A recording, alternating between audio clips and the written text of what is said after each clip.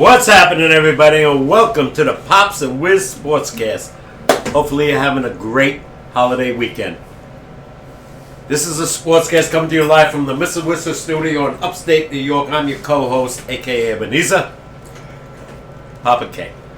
To my left, the one and only, coolest cat with whom you want to chat. How should I call you this week?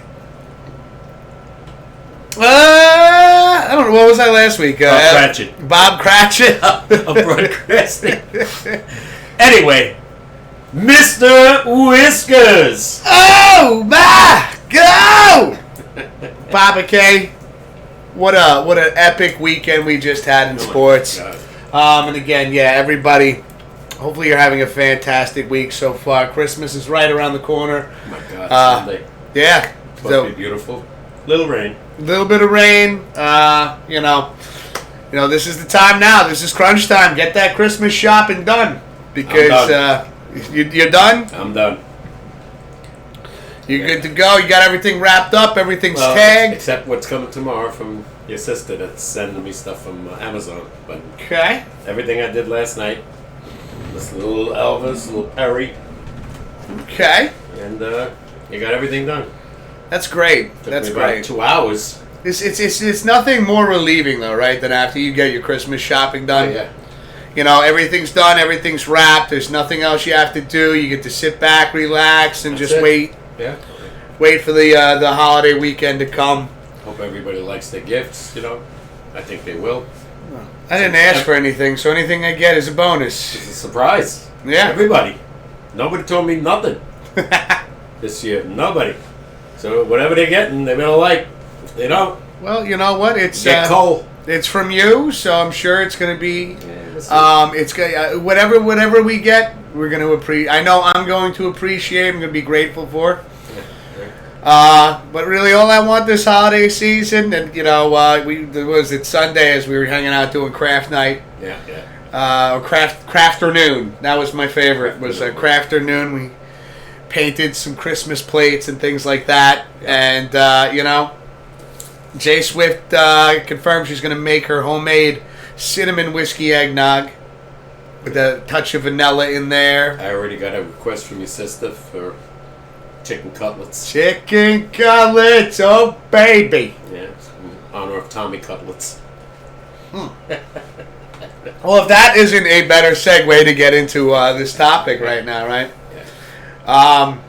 We have the New York Giants. They suffered a rather rough loss against the New Orleans Saints. No defense. No. Carl wasn't rushed once. That whole game. He had at least 3 to 4 seconds every time he dropped back. Not one pass rush. And I don't give a damn who you are. If you got time, you're going to find open receivers. Oh, without a doubt. Without a doubt. And you saw that with the 3 weeks that, again, even though Tommy DeVito didn't have a whole lot of time, especially with the New England game. He was sacked 9 times. That was Washington. That was Washington? Yeah. I know he got sacked like 6 times, I think, in the New England game. 9 times and he won the game. Yeah, my point being, man's not getting a lot of time. Still makes incredible passes. He didn't really have a bad game, even though they scored 6 points only. Yeah. They lost their kicker. Yeah. So I don't know if they're picking anybody up or going to rely on the guy that's punting. Yeah, well, I wouldn't, even though he did make a field goal. He did. He made a 40-yarder. I know. Oh, okay. I thought you said he did. I said even though he did make a field goal, like it's a lot of pressure to put on a punter. Yeah. That is not that is not within his profession of what he does, what he's there for. He doesn't. Well, I don't even know if they're going to get anybody because the season pretty much is over. They got Philly in 2 of the next 3 games, so I don't think it's going to matter. Philly's got to be upset after last night's loss. The thing is even if you get somebody cheap, you should get somebody because here's the thing. Then you risk your punter getting hurt. You risk more injuries on the horizon for other positions that you don't want to see happen. I mean, we've already gone through two quarterbacks, and even in the Saints game, they made DeVito go into the concussion protocol when he ran the ball and he took that late hit. No penalty. Well, because and I as much as I would have loved to have seen a flag thrown there, I feel like DeVito the hype is getting to him a little bit, and it's like, I'm not taking anything away from his athleticism. He's proven by far that yes, I can play in this league. Yeah. And given the tools, like given what I have, given some time, and think about how much more this kid could learn. And it was a good no call because really, he acted. He did not give himself up until literally, And then he laid himself out like he got hurt. Yeah. Good acting job, in my opinion. Oh, yeah. And, the refs made a good call. There was no helmet to helmet. No. So. It was legit. It was a legit, it was a legit play on the New Orleans defense right there. That's and you take that game. I thought the Giants could win this game because New Orleans has been struggling. And that's what I thought, too. Yeah. How did you not be able to get any pressure on Derek Carr? You get pressure on him. He's throwing the ball all over the place. It just goes to show, Pops, where some things need to be addressed. I really don't feel like the Giants have had, other than Thibodeau. Yeah. Other than Thibodeau, I don't really see the Giants have had any that great of a pass rush this season. Him and Dexter Lawrence. That's it. Two players right there that make up your entire defensive line. You need, I hate to bring it up again, pass rush. a Lawrence Taylor type, a defensive end that's going to keep coming up from the corners, left side or right side, and put some pressure. And I see it on other good teams, to have that rush because they position their defensive end in the same good spot. Yeah. When he knows he can run right by the tight end, blocking, or the other side of the left tackle. And the Giants don't have that guy. It's something that definitely, something I feel this team needs to address in the offseason. Draft somebody. Yeah. Daniel Jones is going to start. Give me somebody to protect Daniel Jones on the offensive line and somebody that can rush the quarterback. Give me Michael Parsons. Who did nothing this week. They held him in check. But, every game, they're not going to be great. No, and this is I think this is something that again, with Tommy DeVito, these are the things that you need. That here's the reality check is that listen, you play in this league long enough, you play if you're able to get to that point, defenses are going to figure out your strengths and weaknesses, sure. And they're going to learn how to exploit them. And my question to you is, do you think they're going to start him in the next 3 games, or do you think they're going to put Tyrod Taylor in? At this point, I understand that the Giants mathematically aren't out of it, but I would go with, the hot quarterback right now, which even though Tommy DeVito lost to the Saints, not entirely, I agree with you, not entirely his fault. But when you look at it, between the two quarterbacks, when we look at the situation here, between the two quarterbacks, Tyrod Taylor, he had 4 starts, correct? Close to it. I believe he had 4 starts. He was 1-3. He was either 1-2 or 1-3. Tommy DeVito right now is 3-1. He is the only quarterback on the New York Giants that has a positive winning record. Yeah.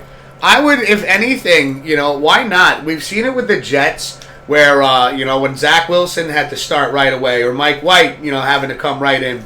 And as the expression is, leaving him out to dry, I look at it in this scenario when it comes to Tommy DeVito. This is an opportunity for him to learn some more. This is that, you'll learn. He will learn against Philly. Yeah. They got to be very angry. You got right. They lost. You said they lost 3 in a row. 3 in a row, yeah. I would say, I think the game is here though. And don't worry, we're going to get into last night's game as well. Yeah, I do want to discuss that. The Giants. I know you do. Yeah. Then they got one more game against the Rams. They're either home or away because they got Philly 2 times in the next 3 weeks. Yeah. So it doesn't really matter, but whoever's home this week will be away the last week.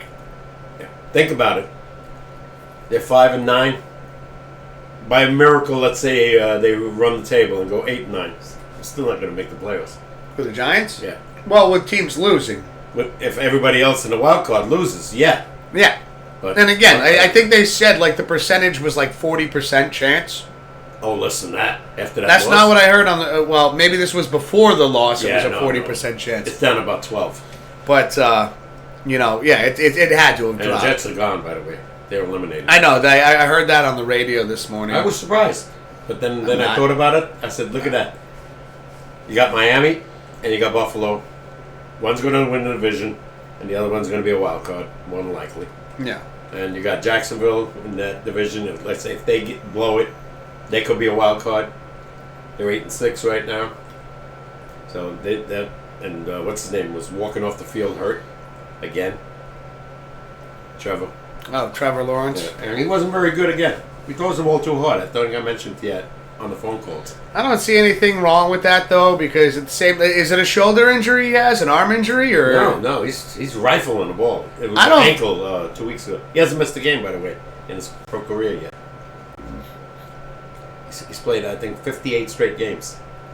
Another Eli. Eli I'm had just saying. 218.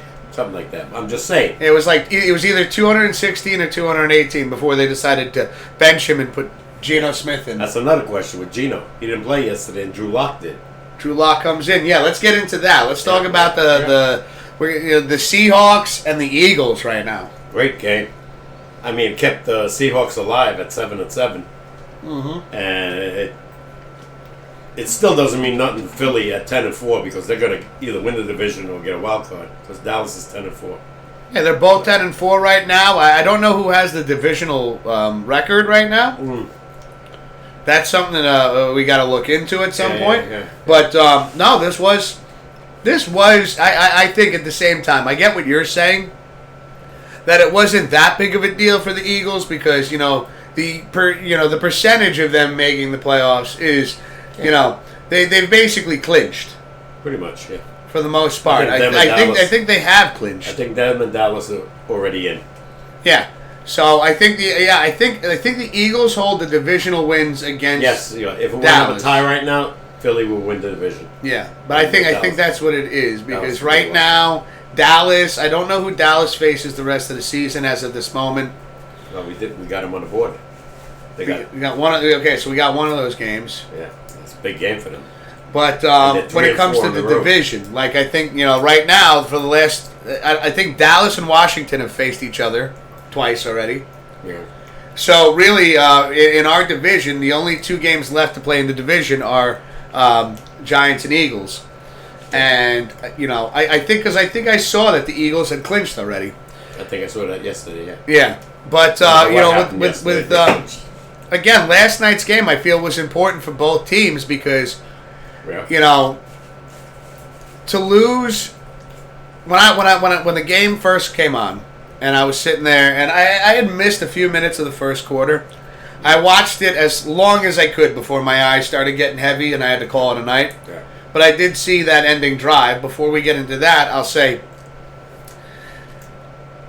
going into this game, I thought that this was going to be somewhat of a, blowout. Not a blowout, but maybe a 23-13 kind of game. Same with me. I thought it would be higher than that. Eagles, You know who saved them too, besides Drew Lock throwing the ball pretty damn good? Metcalf.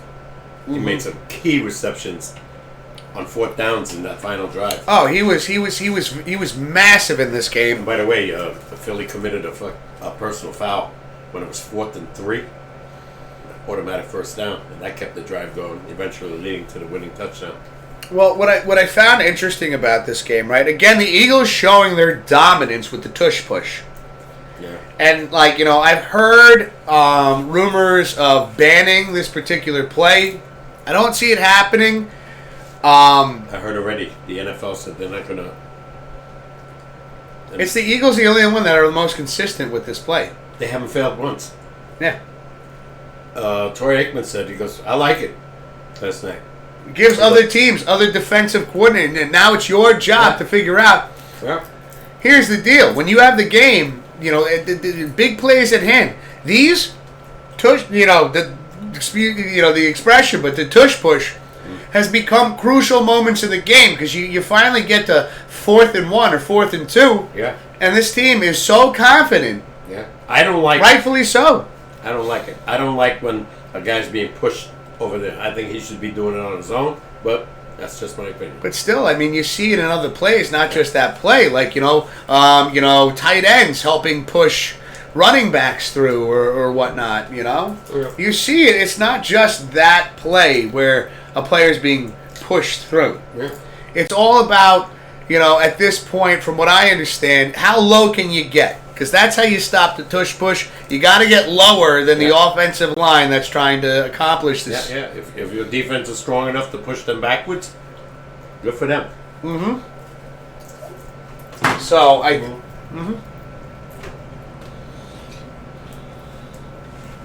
No. Like I said, I don't like it, but I think the NFL is not going to, disqualify it. I don't think the only way I'd see the NFL ever disqualifying this play is if all of a sudden, a rather large occurrence of injuries happened where they deemed it unsafe. Yeah, but it's not going to happen. Again, this is it's. I feel like this conversation was brought up during last night's game is because the Eagles are the only team that is successful. And not everybody 100% of the time. And everybody else is. A lot of them don't make it. No. I mean, we see the Giants this season try to pull it off a couple times and lose yardage, let alone gain anything. So, yeah, it's just like, I agree with you. I don't see that this is a play that will be taking out of the game anytime soon. Like I said, the only thing I think that would merit that is a large amount of injuries or concussions or something like that, which, again, it's such a quick bang-bang play. Yeah. What a catch by this kid last night, the one you were showing me on a replay, which I saw live. What a catch. In the end zone? He said great throw, but better catch. My God, on his fingertips. And the weather sucked. Now, can I ask you, why did they bench Geno Smith? He's been hurt for the last 2-3 weeks. He's been hurt? Okay. He might come back next week. So. I thought by now he was healthy because they didn't really get too much into detail during last night's game on his condition. Something with ankle. Ankle? If I'm not mistaken. But he could be back next week and feel bad for Drew Lock because he's been playing pretty good. But again, we got Seattle on the board, I think. We'll worry about that. We'll worry about the board later. Don't worry about what's on the board now. We're just talking about Seattle as of right now. Yeah, great catch and a great interception by ex-Giant Love. Kept his feet in. They reviewed it. Game was over. Yeah. That shocked me. Oh, the interception? No, the play calling. Because they had to get to... Their kicker's phenomenal. Elliott, he kicked 60-yarders. Yeah. They had to get to the 42-yard line ballpark of Seattle. And I think it was 14 or 16 seconds left in the game. 22. And he goes deep. That surprised you? Yeah. Because I thought if you try to get into field goal range, you tie the game. Give me another, I don't know how much they needed, maybe 15 yards to get to the 42. He was trying to end it all, and it cost him the game. Well, now here's what I'll throw at you and tell me what you feel about this. Do you think at this point right now with the Eagles having consecutive,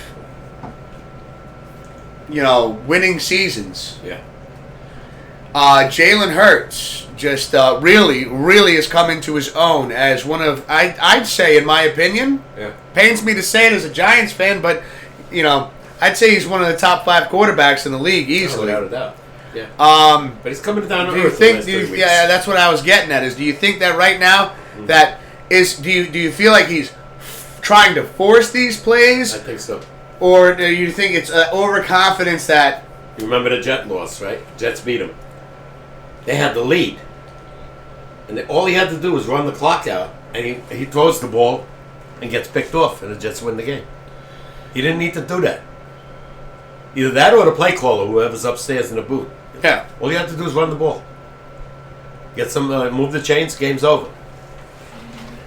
But they decided to pass that game last night, same thing. I thought, I don't even know if Troy Aikman and Joe Buck said it, they actually thought he was going to go down and try to get Jake Elliott in position for a long, long field goal to tie the game. Yeah. And he didn't.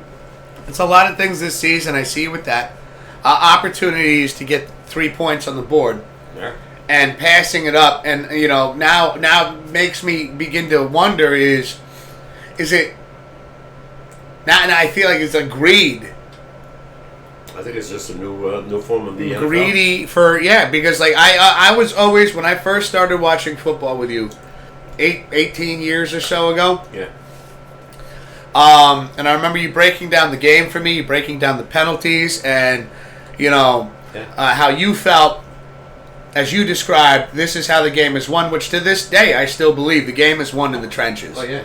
But gambling, like one of the things that you said is that you never leave points off the board, especially early in the game. If it's your first drive and it's 4th and 1 or 2 in the red zone, take the 3. Mm-hmm. And how many games this year people have done that, not got it, and it cost them the game? Yeah, and then we have seen quite a few games where games have been won because the kicker kicked 4 field goals. Yeah, yeah. Hitting 39, 43, 58, the Dallas Cowboys, 54. He's unbelievable. Yeah. If 60 yards to him is nothing. Yeah. With 10 yards to spare.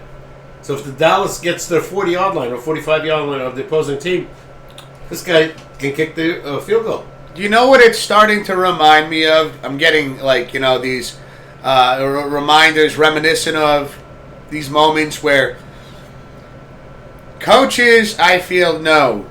Or whether they know or they don't, I honestly think they know what the call should be. I feel like something is pulling the strings here. I'll go back to, since we're on the top of Seattle, since we're talking about last night's game, let's go back all the way to the Super Bowl, New England, Seahawks. That one play at the end of the game, Seahawks are literally sitting there in the red zone. Yards, not even, a yard, maybe a couple inches away from scoring. Marshawn Lynch, having the season that he had, insane numbers. And then they go to throw the ball and get intercepted. When we both know that the play there was run the ball. The guy was averaging, I think, at that point, 4.5 yards a carry, easy. And before that play, he almost got him to the end zone. He went from the 5-yard line to the 1. Yeah. He's a bulldog. You're telling me that you don't have a play in your book right there that gets him over? My point is now we're seeing moments where it's like, okay, 4th and 4, we're going for it. Where back in the day, the back in the day isn't even the right terminology. It was only a handful of seasons ago that at 4th and 4, you're punting the ball. Yeah. Or if it's 4th and 4 and you're on the other team's 35 yards, I see teams you're kicking the field goal. I see teams going on their own, what do you call it? In their own territory. Yeah. Like on their own 40. Going for the first down when it's like 4th and 2. Big mistake. This is something that it makes me nervous. We got Glove in the chat. What up, Glove? How you doing? I know how I did this week. Don't read it. We're not getting into Pop's picks just yet. We will do, later better on. than you. I fucking suck every week. I've accepted my season is for a loss this year. This is the worst I've done in Pop's picks. I'm okay with it. I've accepted it. You would have to go 6-0 in the next 3 to get over 500. Yeah, I don't see that shit happening either. Yeah. Every week your picks get harder, and every week I look at them and go, oh. You know what though? Now I get to play loose because yeah, pick who you want. Who cares? It doesn't matter at this point. So now I'm going to kind of go freely based on how I feel. Like I'm not going to overthink it too much. I think Love went 2 and 4. I think. If I'm not mistaken. He says he knows how he did this week, but like I said, we will get into Pop's picks after our first break, and we'll go over the book and let everybody know what their standings are. As of, right now though, did you watch last night's game? Glove says I'm lucky if I stay in the top 5. We'll see. There's still, like you said, Pops, 3 weeks left in football. Yeah. Going fast, and there's a lot of Saturday games now. By the way, I scheduled for playoffs already. Any given Sunday. All Saturday and Sunday games. So, going back to the Seahawks. Yeah. And just what we were talking about there, it's just interesting to see how the league has evolved. Now we're looking at, like you said, on your own 40, you're going for it on fourth down, which basically 1 or 2 plays. If I was a head coach right now in today's league, and the team I'm facing went for it on 4th and 2 on their own 40, and we stopped them, like, I'm literally, you know what my first 3 plays are going to be? I'm running the ball down your throat. If I don't get there to the first down marker, I'm at least in position for a field goal. And now I've just smashed into your defense 3 times in a row. I'm gonna wear them down. I'm gonna wear them down at some point. This is just to me. This is the 3-point in basketball now. This is in baseball. The man on second. Yeah. I don't know if you agree, but I think the coaches do this because of analytics, like they do in baseball. I don't think it's their decision anymore. I agree. The guy upstairs says, the analytics say 4th and 1 or 4th and 2. We're going for it. The odds are we're going to make it. The only time I noticed where it wasn't up to analytics is when the Giants went for it. Crowd was booing. Dable had put out his punting team, and then he heard the crowd. And I think at that point, Dable was like, I know what the odds of us making the playoffs are. If the crowd wants to see Tommy DeVito go for it on 4th and whatever, let's give them what they want. And I respected that, actually. Even though they didn't get the first down, at that point I still was like, you know what? Dable he's giving the fans what they want. Like, yeah, we want to see DeVito. And, okay, you want to see DeVito? This is what I think I should do. I disagree with their play calling. I disagree with a lot of the play calling, unless you have the talent. If you got Samuels on a team, if you got, who's the other guy on Frisco? The tight end? Kittle. If you got 3 great players, go for it. One of them is bound to make a big play. If you got players that are not so good, they're not going to do it. They're going to drop the ball. Pass right in their hands, or they're not going to make that great catch like the guy made last night. This is where I disagree with you here. Yeah. Hold on a second. We said Glove says, yeah, I saw some of the game. Love a good crowd that boos. Well, we get a lot of that in New York. Ask the Jets. But see, looking at last night's game, though, real quick. Again, when you're putting the ball in Jalen Hurts' hands, you believe that a play is going to unfold. Hasn't lately, yeah. And this was a team right now, stats that I had seen, that since the Eagles have been playing the Seahawks under Pete Carroll, the Eagles are 0-7. 0-8 now. 0-8 now. Yeah. I couldn't believe that. Watching last night's game, I thought this is where Jalen Hurts is going to be the guy to break this. I did not think the Seahawks were equipped. They had a second stringer in, quarterback-wise? Drew Lock. He's been around. I'm not saying he hasn't been around, but again, he is still titled as a second stringer, is he not? But he's not. He's not your number 1 starter. He's not a bad second stringer. I did not say that either. No. But again, when you looked at the Eagles from the beginning of the season till now, yeah, they went on a cold streak, which is now continuing. I honestly thought here, looking at Monday Night Football, I really thought that the Eagles were going to take this by maybe. I was going to give them 2 scores. Till I saw that stat. The 0-7. When I saw that stat in the third quarter, I said, Right? You see that, Glove? That shit was like, oh, that's interesting. At that same time, though, did you not think that, the Eagles were going to put together a better game plan? I can't believe that Pete Carroll, they had a scheme, they went with it, it worked. Yeah. And again, without excluding this major factor at the end of the game, Drew Lock locked in. Excuse the pun, but he was sitting there. We watched it before we started the show. Yeah. Saw the highlights. He is throwing darts. He's getting the first downs. Like I said, Metcalf was crucial in that drive. Yeah. And they got that big penalty call. Otherwise, game's over. What is 4th and 2? Interference. Automatic first down. Next play. Yeah. In the ring.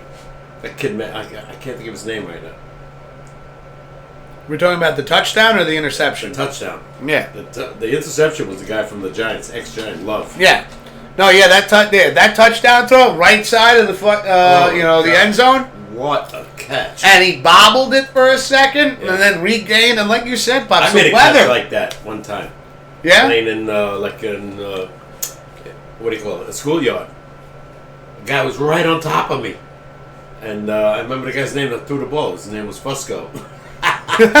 Yeah, and he threw a bomb. And I reached out as far as I could. And I just caught up my pinkies. And yeah, that scored a touchdown. This is on concrete. Yeah. You dove on concrete. I didn't dive. I didn't have to, but I just stretched out as far as I could, and I caught it. Holy shit. That reminded me of that catch last night. Wow.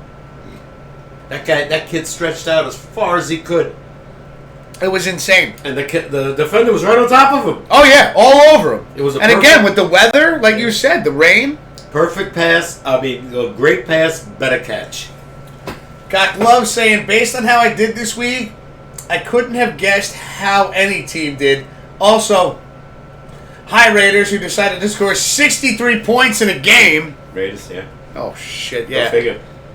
Yeah, but where did that come from? They play Chargers. Yeah.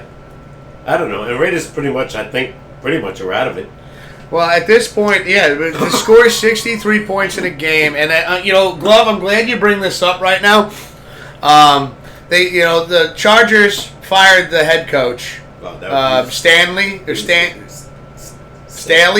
Brandon Staley. He was fired by halftime. He was fired by without a doubt, and I also just to gloss over this quickly. Because when you look at that game, not much to talk about. No scheme, no defense whatsoever. And to hear Brandon Staley sit there and talk at the end of the game and to defend his decisions, and basically, I saw what I saw, throwing his team under the bus. No, we are totally proud and faithful in the scheme and confident in the scheme that we put together. You lost this year. You by number 2, I think, right below the start of the season with the Eagles, 70 to whatever. Miami. Yeah. Sorry, Miami. You're right. Miami. Go figure, they beat Denver. And look at Denver. It's right in the mix, though. Exactly. Although they got their ass kicked by the Lions. But did you think after watching that Miami Dolphins Denver Broncos game that we would see another score somewhat like that? No. Not this season, right? I didn't think that. I didn't think we'd see another score like that for another decade. And Denver wins up 5 in a row after that. Yeah, Denver winning Top 5 defense. in a row. Raiders score 63 points against the Chargers. And this coach is sitting there confidently defending his decisions and his coaching schemes and things like that. This is why you don't have a job. Yeah. You don't throw your team under the bus. You were there to groom these young men into great athletes and to sit there. No, I'm disgusted by it because he sat there. I watched it a couple of times, and I couldn't believe what I was hearing coming out of his mouth.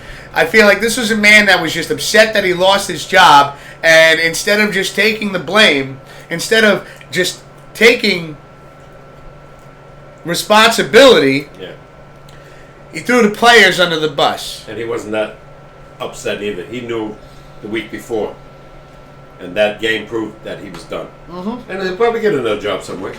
So what scheme did you even have? He doesn't have the players, especially with Herbert done for the year. Herbert done for the year. You know what, though? Is not there. In a year like this year is gone, when you look at even the Giants squeaking out 3 wins, the Jets have had their issues quarterback-wise. Look at Minnesota, who has had issues quarterback-wise. Yeah. This team isn't the only team that has lost their star quarterback. Of course not.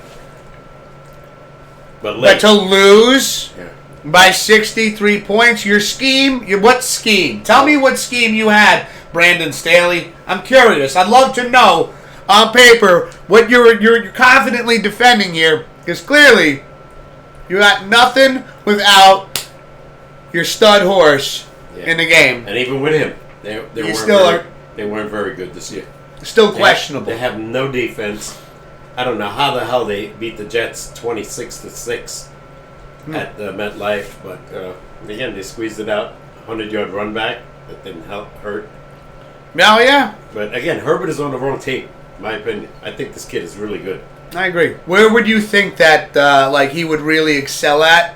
I would say going off of coaching and who could really use a quarterback. What coaches? Jets. The Jets, you think? Yeah, but Rodgers is going to come back. But if they had an opportunity to get this guy, which they probably won't, I'd take him in a heartbeat. You know where I could see him bringing a franchise back as they're slowly decaying? New England. Mm-hmm. Yeah. Put him on New England next to Bill Belichick. Well, rumors are he's done.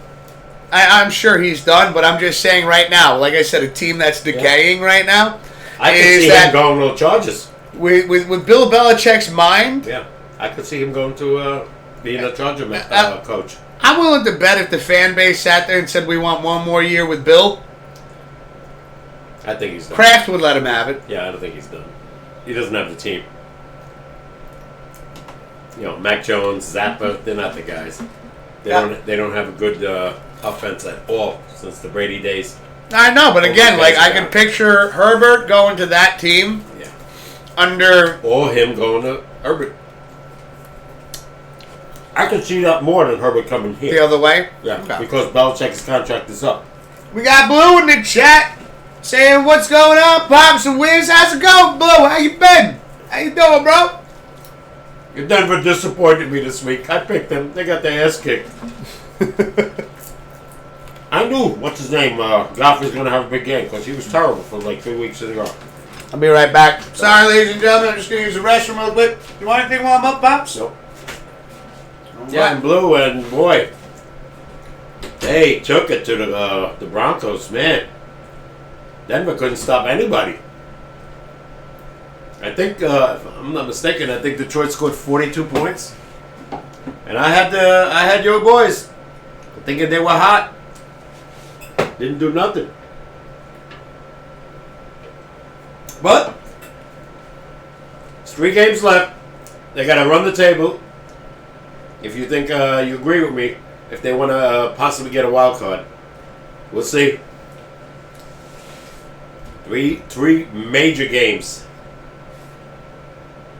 I didn't do good on the Pops picks. I went 3-3. I think you did too. Mr. Whiskers went 1-5. He really sucked.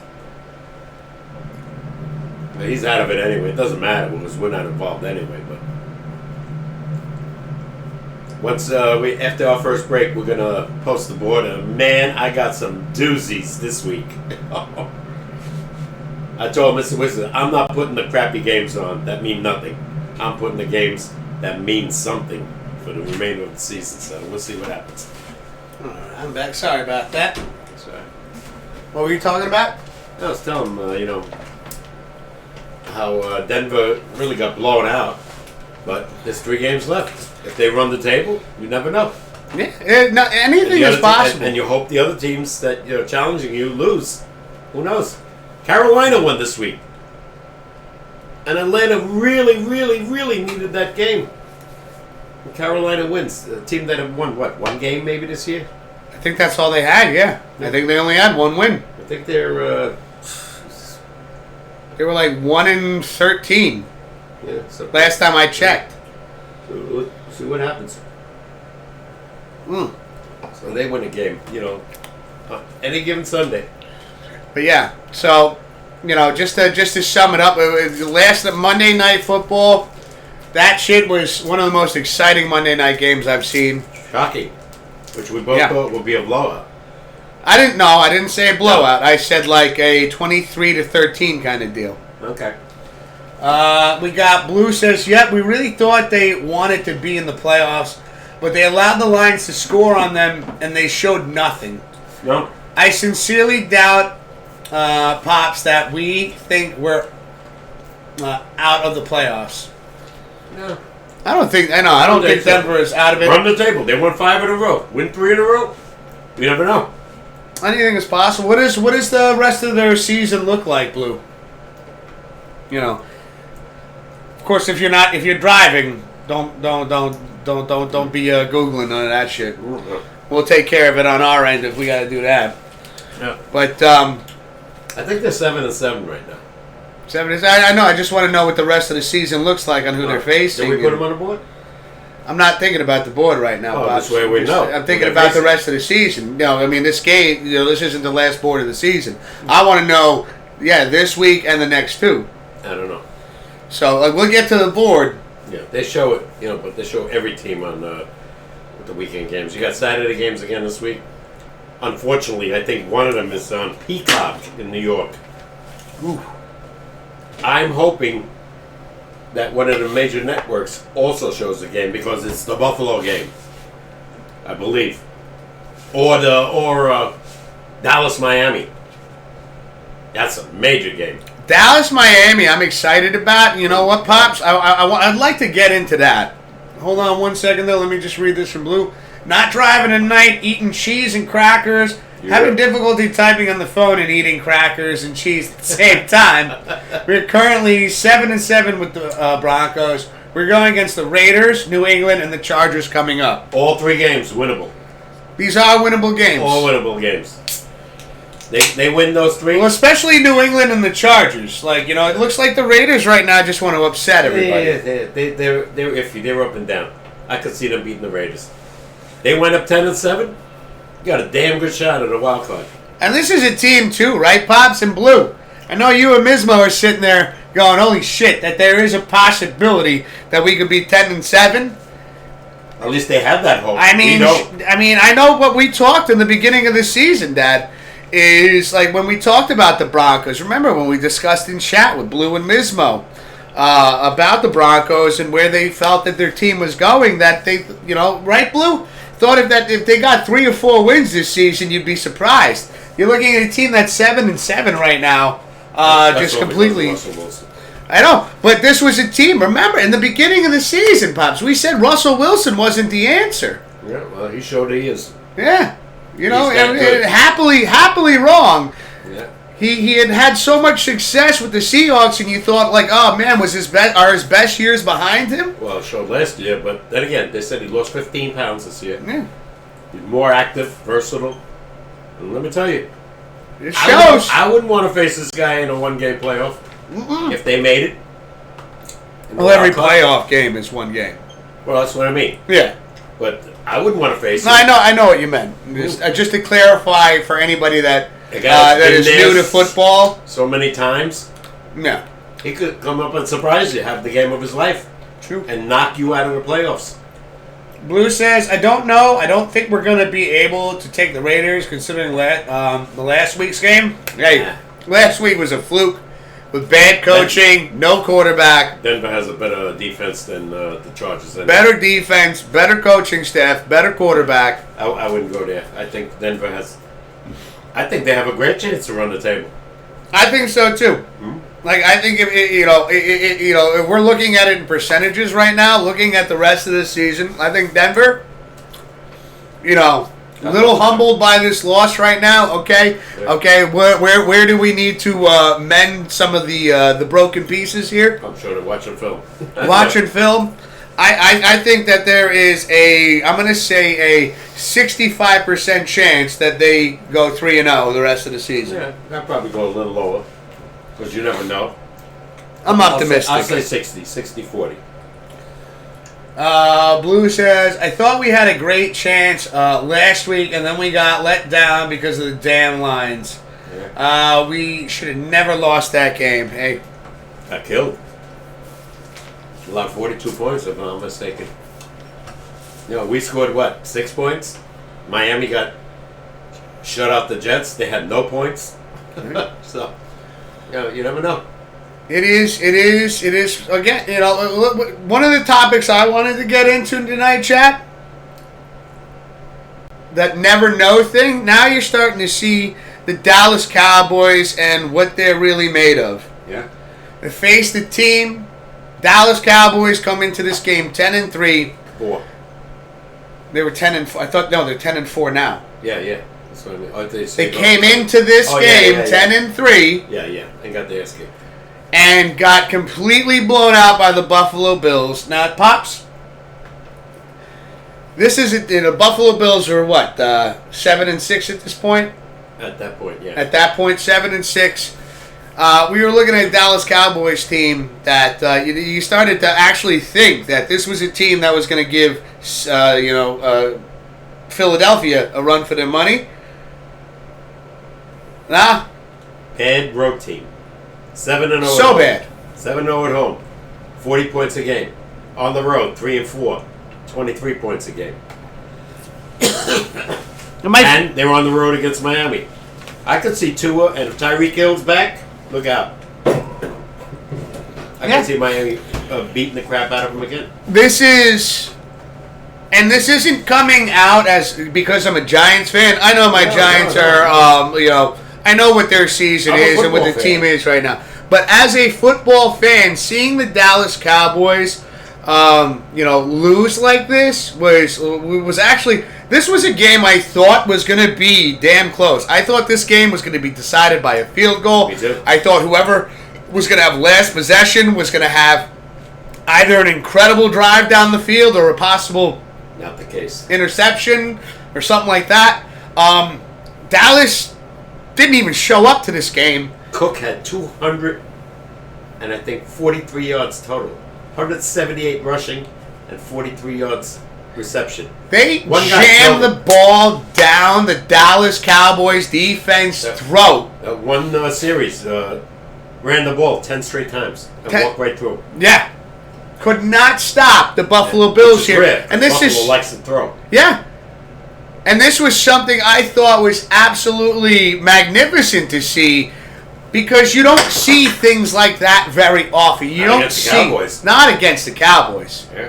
You don't not against a lot of teams. You don't see play calling that we're going to run. They saw something. Let's face it. The guy upstairs. They figured something out. 10 straight runs. You never see that in football. Never. And ate the clock up for about 7 minutes. Yeah.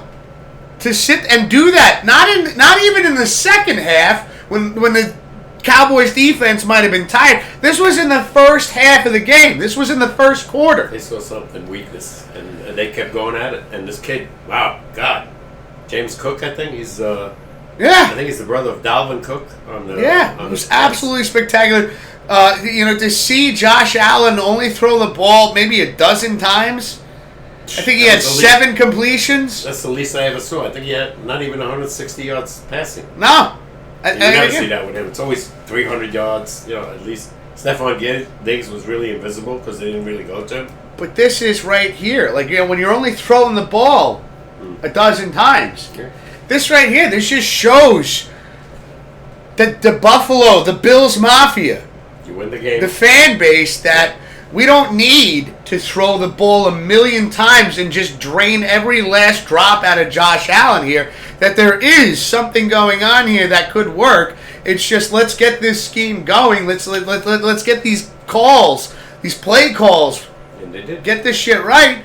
Where Josh Allen doesn't have to throw the ball 45 times a game. It's rare. Like I said, this game was rare. We sit here. Sorry, I they apologize. found a weakness in the defense, and they just went to the jugular. Yeah. Every play, and this kid couldn't be stopped. What a runner! In, out, boom, boom. Untouchable. 2 weeks ago, I would have picked Dallas, but coming up, I have no idea who I would pick since Blue. I know. It is just looking at this week's game, looking at this past weekend's game, right?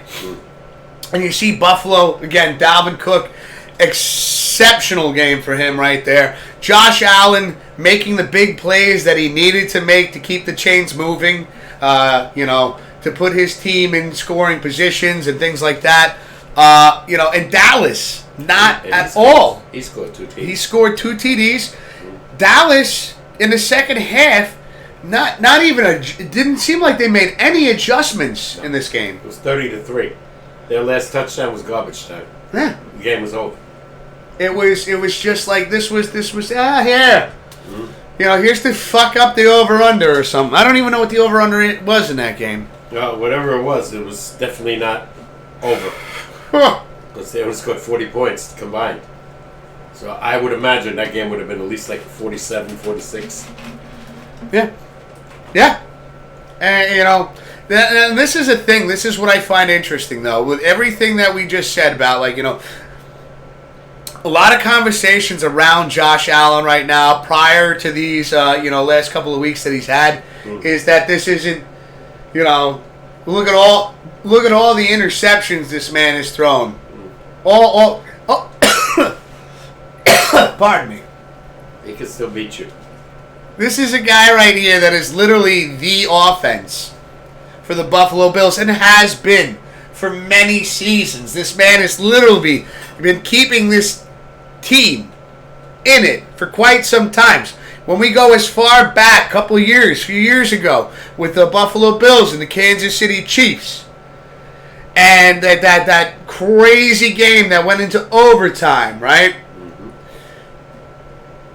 Teams combined scored over 80 points. Yeah. This is right there.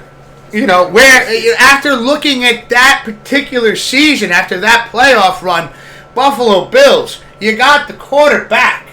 You got the talent in the offensive position. And Pops, I remember hearing you say, I don't know if anything's changed, but quarterbacks can be the game changer. Oh, definitely, yeah. They are the star of the offense. Buffalo defense has been suspect every now and then. Yeah. And the Buffalo's defense, who I heard today is out for the year. The middle linebacker, I think. And this guy's major part of their defense. And he got hurt like in week 4 or 5.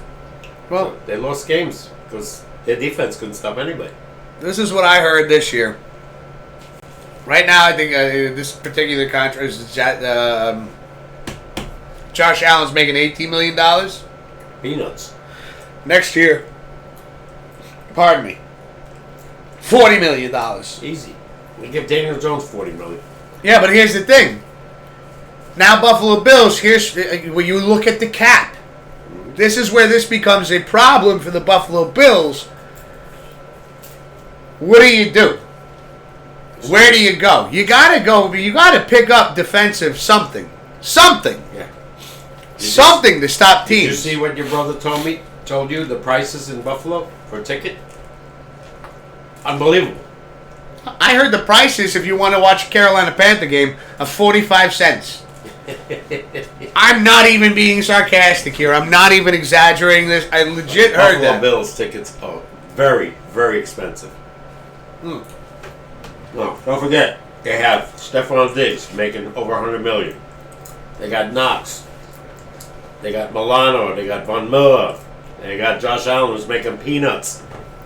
$18 million. It's not peanuts, but that's not. Yeah, I know what you're saying though. Compared to again, quarterbacks make. When you look at the talent level between Josh Allen and Daniel Jones, it's not even close. It's not even close. I agree with that. Yeah. Daniel Jones has still got, and this was somebody, Josh Allen, that came into the picture and just literally took the reins.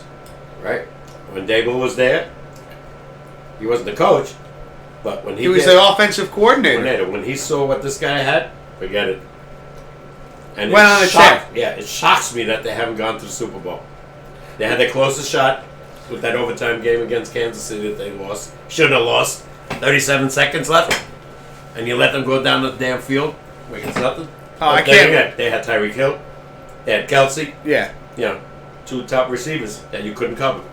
And what I'm looking forward to is because as we are approaching our first break, I do want to get into Kansas City when we come back from first break. Yeah. But, just to finish up this topic right here, Josh Allen, when you look at Josh Allen, this is a man, and I agree with a lot of what I've heard on the radio, what I've seen on TV, what I've seen on the internet, is, it couldn't be so much more true.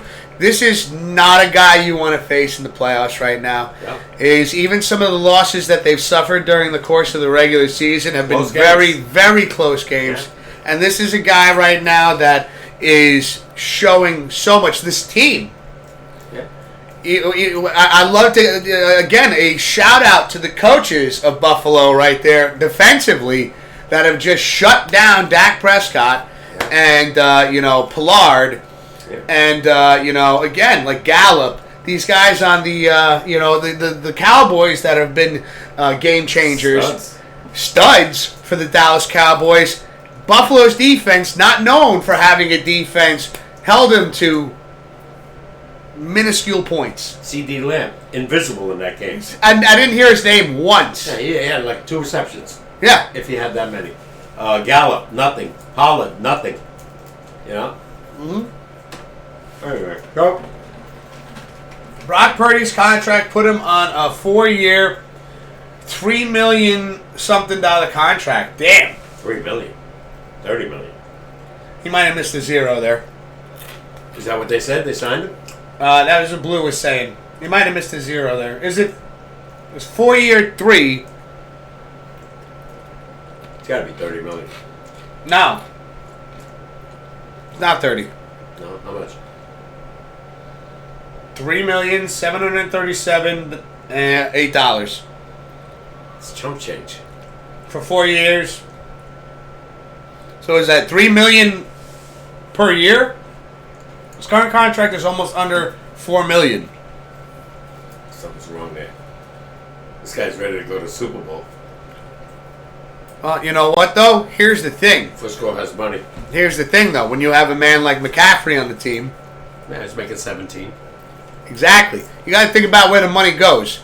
You know, he's doing great, but this is where you would want a team like this to make the move to get there now, because next year, okay, I want more money.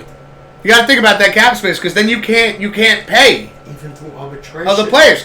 But look at it. Look at it through the Kansas City Chiefs right now. Actually, you know what? I want to wait till we come back from break to get into this. I want to wait. Something sounds wrong there.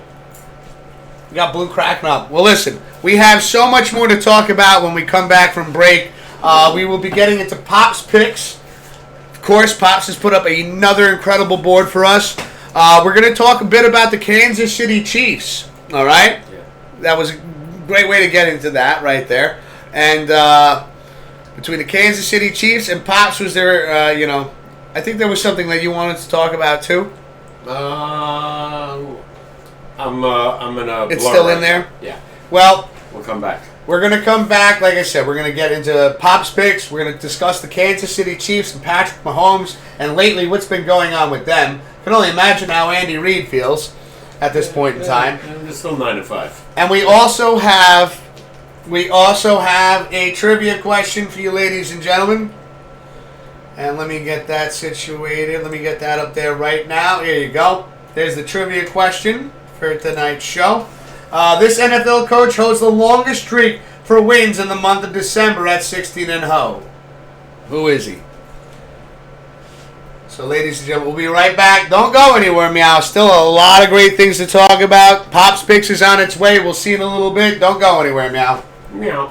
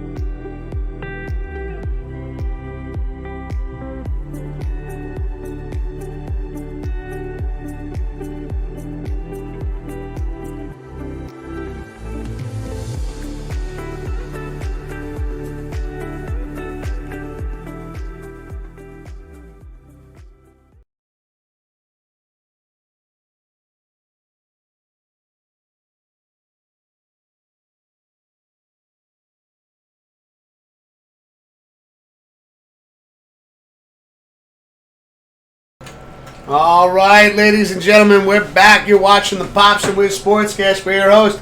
My name's Mr. Whiskers. To my right, the one and only Papa K. Take it easy. Never. Right now we have the trivia question up for those that are interested in participating. It is this. This NFL coach holds the longest streak for wins in the month of December at 16-0. Who is he? Feel free to throw your answers in whenever you come across them. The only thing that we ask is that you do not look them up. Do not use Google, Alexa, whatever, your phone. Talk amongst each other. Talks amongst your family members, whoever's in the house. And, that is fine. We just ask that you do not use the internet and who was it? We have Pop's picks over here. Pops, do you want to get into Pop's picks right now? Why not? All right, let me get the marker. We got Blue in the chat saying, this article headline December 10th, 2023. Brock Purdy's contract makes him one of the cheapest quarterbacks in League 49ers. Pay this man by Sophie Hansen December 10th, 2023 at 3:45 p.m. The cheapest quarterback out there as of right now. As a starting quarterback. He must have a bad agent. Are you kidding me? If I'm on that team, I'm asking for at least 30. Yeah. No joke. Are you kidding me? Last year, unfortunately, he got hurt. But they could have probably went to the Super Bowl if he stayed healthy. But he couldn't throw the ball. Remember? Yeah. No, that was a terrible injury. It was for the 49ers. That was a big loss for them, losing Brock Purdy. Google Brock's contract. Let's do this really quick. I can't believe he's making chump change when the other guys are making top dollar. He's showing him, improving himself. Are you kidding me? What happens if he wins the Super Bowl? Yeah, you're going to pay me $3 million? I don't think so. Yeah, no. I mean, listen. Blue is 110% correct right now. He was the very last pick of the draft, being named Mr. Irrelevant, says Blue. Mm-hmm. So right here, after Googling that, it says Brock Purdy's contract put him on a 4-year, $3,737,008 contract to San Francisco 49ers, including a $77,008 signing bonus, $77,008 guaranteed, and an average annual salary of $9,034,252. When is his contract up? He's been around already, so it's got to be close to being up. When he gets his new contract, he's going to make millions. Especially if they win the Super Bowl. 2025. So 2 more years? Yeah. What a joke. He must have the worst agent on the planet. Yeah, but again, looking at this, it says right here, Purdy's 4-year rookie deal that tops out at around $1.1 million in the 2025 season is one of the reasons the 49ers are able to maintain such a deep and talented roster. So now the real question is, I don't give a damn about that. He's the star right now. yeah, but here's the thing, Pops, and this is actually the perfect way to lead into this. I wanted to get into the Kansas City Chiefs. Now, Chad, give me a second here. I wanted to talk about this. We looked at a man like Patrick Mahomes and what he's worth to the team. $500 million. $500 million. So Okay? 10-year deal, $50 million a year. With that being said, look at now what the Chiefs are able to afford offensively when it comes to offensive weapons. What do they have right now? I'll tell you what they have. They have Kelsey. Kelsey is aging. Not that he's not playing great. He's not that old. No, but I didn't say he was that old. I said he's aging because you know what? The clock stops for no one, Pops. My point is that look at what the Chiefs have been able to afford since signing with Patrick Mahomes and giving him $500 million. Let's not gloss over the fact that it's $500 million for a quarterback right now that is kicking and screaming. Because guess what? Other than Kelsey, where is his offensive weapons? He has ex-Giant Kadarius Toney, who recently could not catch the ball thrown right in his hands. And cost him a game. Flipped it up for an interception. And the offsides cost him a game. Offsides, the interception in the next game. I mean, come on. Yeah. When we're looking at this, okay, now you have the quarterback that can make the plays, but you do not have the receivers that can make the plays. That's where they're 9-5. Right now, if these guys hold on to the ball, in my opinion, they should be 11-3. Yeah. No. But they're not getting the calls. That's another thing. We said that in the past. We did. He got all the calls. Got all the right calls, all the right things happen. This year. Now all of a sudden, this is my thing here. Patrick Mahomes. I'm not taking anything away from him, despite the fact that I do not care for the way he acted. No. The way he acts right now is, to me, is a spoiled brat. He beats the bad teams, put it that way. The good teams have beaten him. The good teams have beaten him, and now this is a team right here that we thought would be a Super Bowl guarantee, a lock. Mistake. I just forgot that he has no receivers. I'm right there with you, Pops. I thought, regardless, that they would find a way to make it work. Nope. But now we're seeing a very different Kansas City Chiefs team. We're seeing a very different Patrick Mahomes. That let's just take professionalism out of it. Every time now, the camera wants to cut to him when something happens because he is not reacting well to things. By the way, in his defense, they have the most drop passes in the league. But, that's to his not defense. on him. But it's not on him. But you know what? Here's the thing.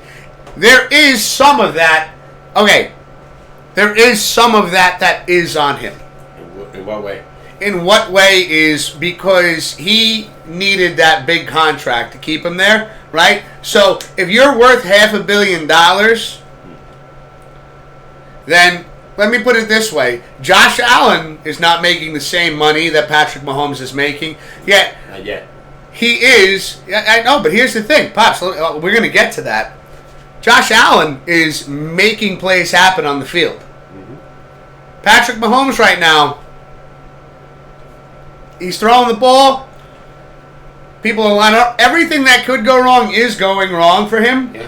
And instead of keeping his composure and keeping his shit together, that's human he nature. looks terrible. That's no, it's not all human nature. No, you get aggravated. It's a game of emotions. It is, but when you're worth $500 million, when you're making $500 million, you. By the way, he's taken him with 3 Super Bowls. You know how much money Kansas City makes? How many did he win? 2.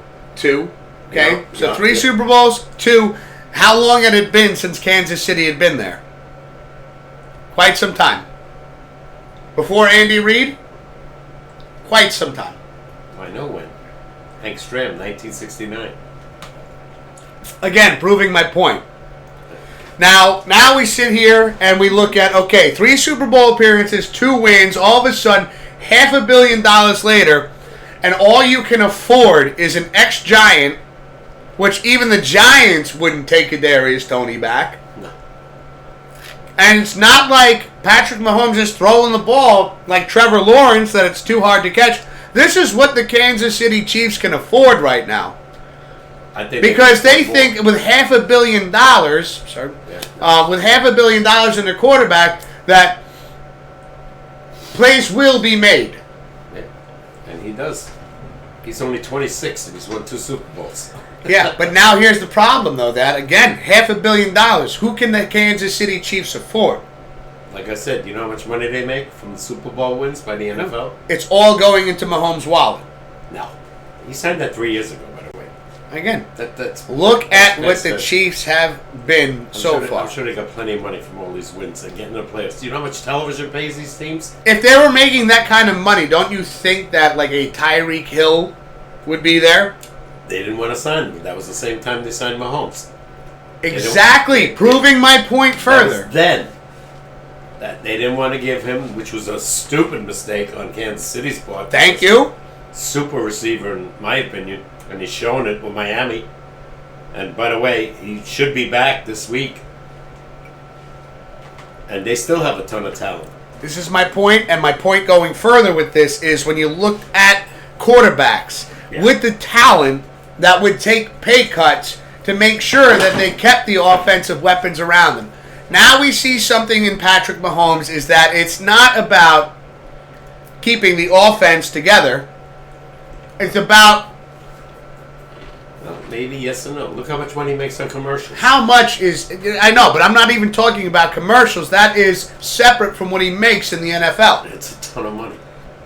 That's fine. I don't care what he makes in commercials, because guess what? His commercials don't determine whether or not he wins games. You know how much Nike and gave what's his name, Jordan?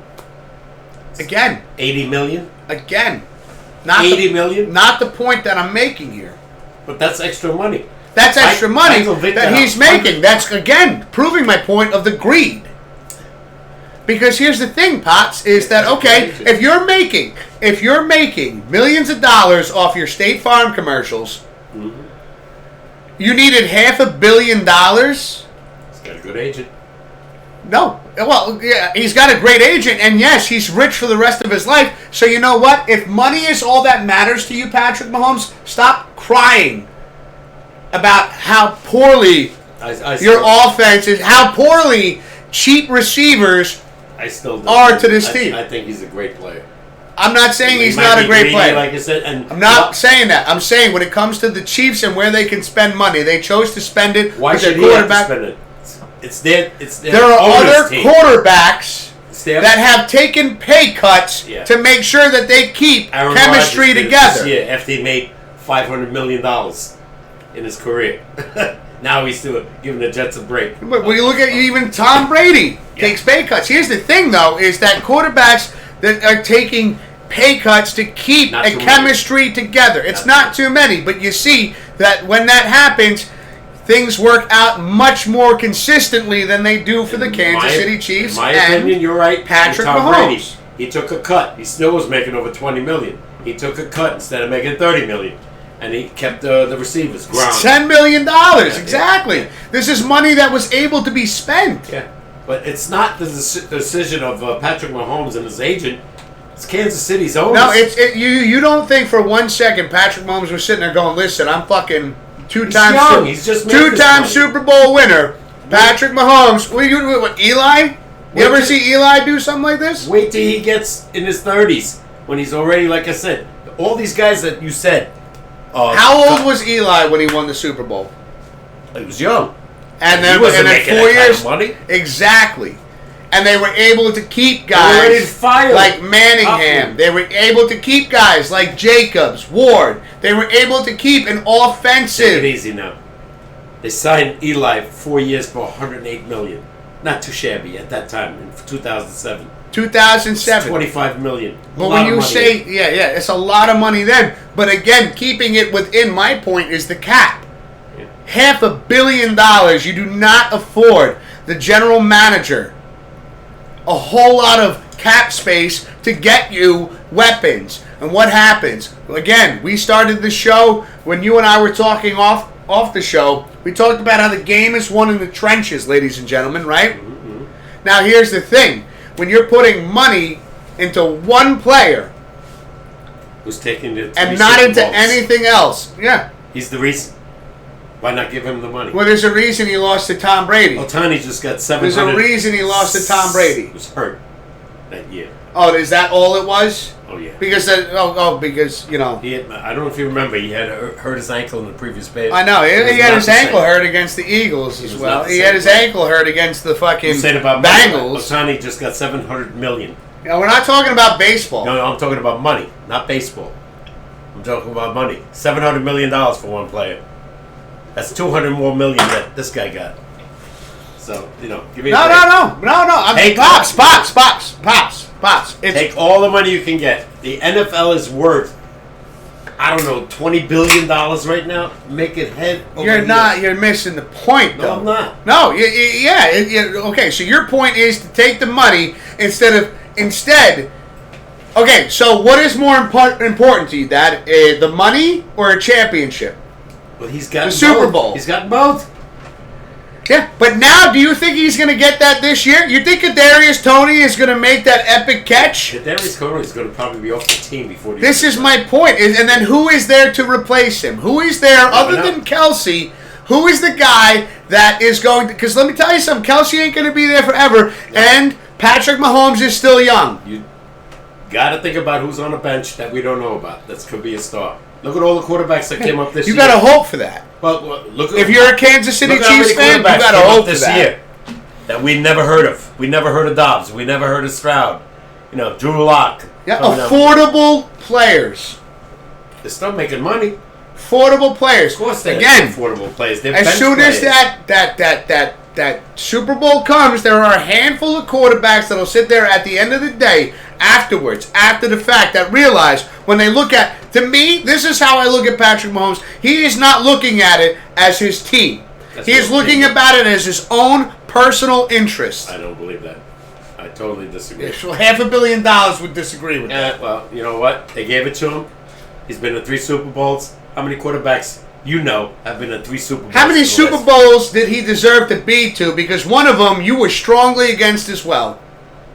That the Bengals should have been there and not the Chiefs. Oh, last year we agreed on that. Yeah. Yeah. So he made it to that one. Did he earn that one, or was that given to him? Evidently, he earned it because you don't agree with that. The officiating was bad, but who knows what would have happened? So then you call that earning? Well, he didn't earn that. All the officials. No, and then all of a sudden the officials are against him, and now it's a bad. Oh no! Yeah, well, pull up. Patrick Mahomes. Shit happens. Sooner or later. You got $500 million. Stop kicking and screaming. You're a fucking millionaire. Yeah, billion. You know what? If you want the team to here's where I'll end it at. Is if you want the team to play better, if you want them to have better offensive weapons, take a pay cut, Mahomes. disagree. Let me tell you something. You make enough money. I disagree. You got enough money. You're set for the rest of your life. Make the team, the owners. They're multi-billionaires. Let them pay. Not him. There's a cap space, Dad, and it's always existed. I'm not going to stop. It's there. I don't care about the cap space. It's there. It's there. It's there for a reason. Steve Cohen is worth $17 billion, right? He don't give a shit about the cap space. He's way over it, as a prime example. You don't care. You're bringing up Steve Cohen, who has guaranteed a World Series and have gotten where? He's only going 2 years. Give him a break. Oh no! There is no breaks given here. Sorry, but when if you have that much money, should have that World Series already. Sorry, if it's about money. If in my opinion, his players didn't produce like he thought they would do. Yeah, because he bought the wrong players. Well, evidently. He spent the money the wrong way. Just like the Kansas City Chiefs have spent their money the wrong way. They could have taken some of that $500 million and got offensive weapons for Mahomes to connect with, for chemistry to evolve, and instead you got Kadarius Toney that has literally fucked up. They got him for a ham sandwich. The Giants says, "Here you go. Here's a Jersey Mike sandwich. Take Kadarius." By the way, we're not sponsored by Jersey Mike's, by the way. Anyway, again, you say what you want. He's gotten them to 3 Super Bowls in the last 4 years. Well, that is the past. We're talking. You could say the past. The past is what got him his contract right now, and this is where his contract has gotten him now. Today, the present. Every year they don't get the Super Bowl. When's the last time the Giants won a Super Bowl? 2011, 13 years ago. Yeah, we also ain't paying anybody $500 million. Well, whatever. The Giants paid a lot of their players a lot of money. They offered Strahan before he retired $23 million as a defensive end. $23 million in 2008, and he turned it down. That is respectable. Again, he went out. He was out. going to make more money on television. It's not even that. Is again, the man wanted to end his career with a Super Bowl ring. I agree. Come on. Yeah. Like, Pops, I understand that money makes the world go round, but it isn't the thought of every person's brain. Mine it is. It is in yours, yes, clearly. Clearly. Yeah. No, But at the end of the day, again, there are consequences to these things that happen. Very well. And again, name me the top receiver for the Kansas City Chiefs right now that is not a tight end. Scanlon, and how many yards has he received for this season? I don't know. But again, the one running back who's super that Sean has on his team. I didn't say running back. No. I said wide receiver. And he's a receiver also. Pacheco. That's what really hurting him. He's been out for the last 3 weeks.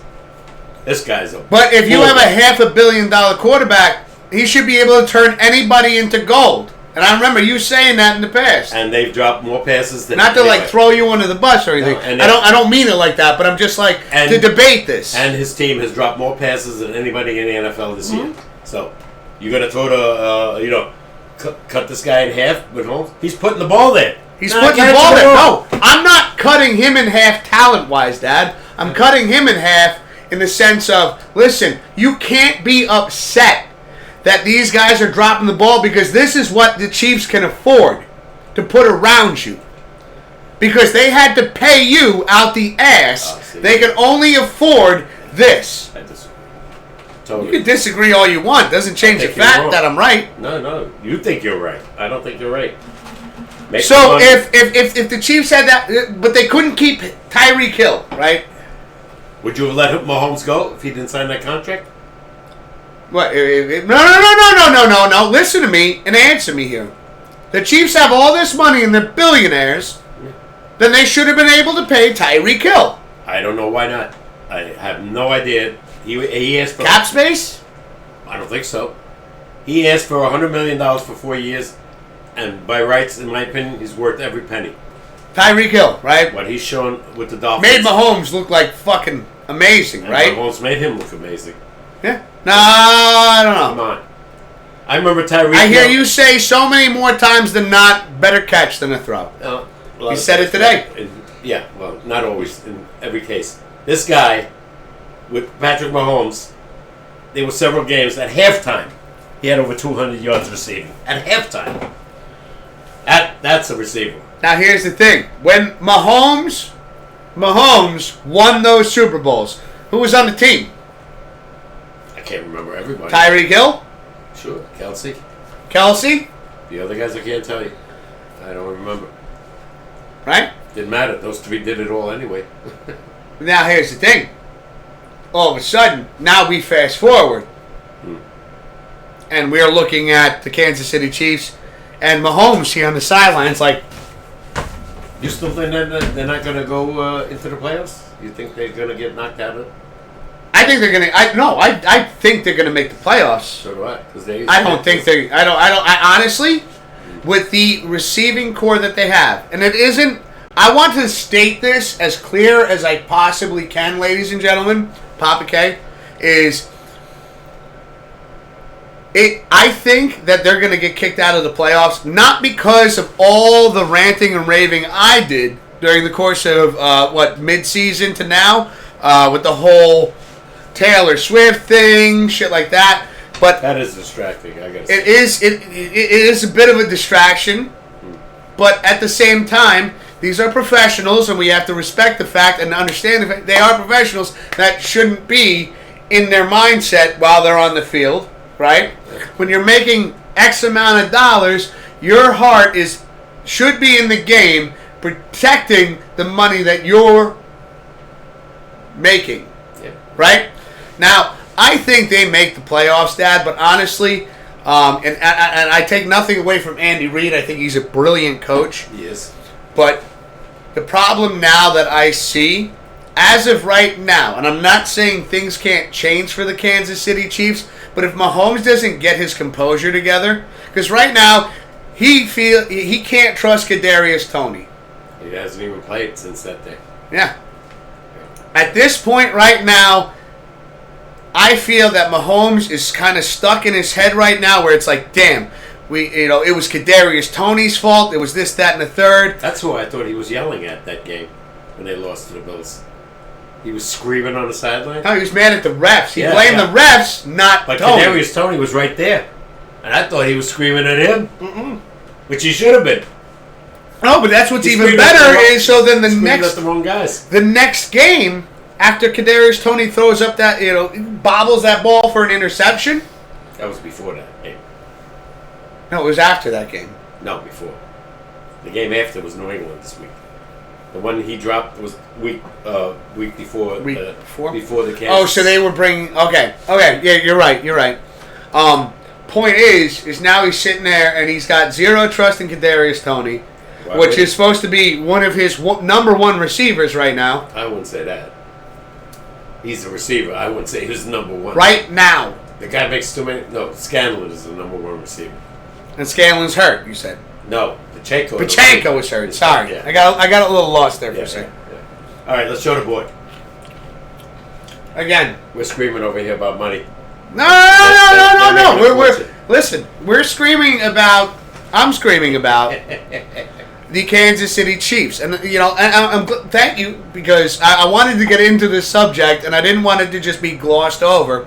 This was something I really want to dive into, and thank you for entertaining me in this. I totally disagree with what you said, but that's your opinion. It's fine. My opinion. Your opinion is different. Yeah. You are. Actually, I'm not going to say what you are, but you believe that one player, if you're the star player, you need all the billions that you can get and fuck the rest of the team. If he keeps reducing and wins Super Bowls, yeah. We'll see this season. I think our predictions are going to be way off. He was one of the youngest quarterbacks to win a Super Bowl. Mm-hmm. And he did it in style. When he got hurt, and I agree. Style and missed calls. I took Tampa Bay in that Super Bowl because missed calls. I knew. You think he would have won? I'm sorry. I had no choice because you took Kansas City, and I took Tampa Bay. But still, he was hurt. I saw the injury in the playoff game before, and he was limping around, and he sure didn't show his own. No, I took Tampa Bay. You took Kansas City. No, I took Tampa Bay. I won. Oh. Yeah. No, I won.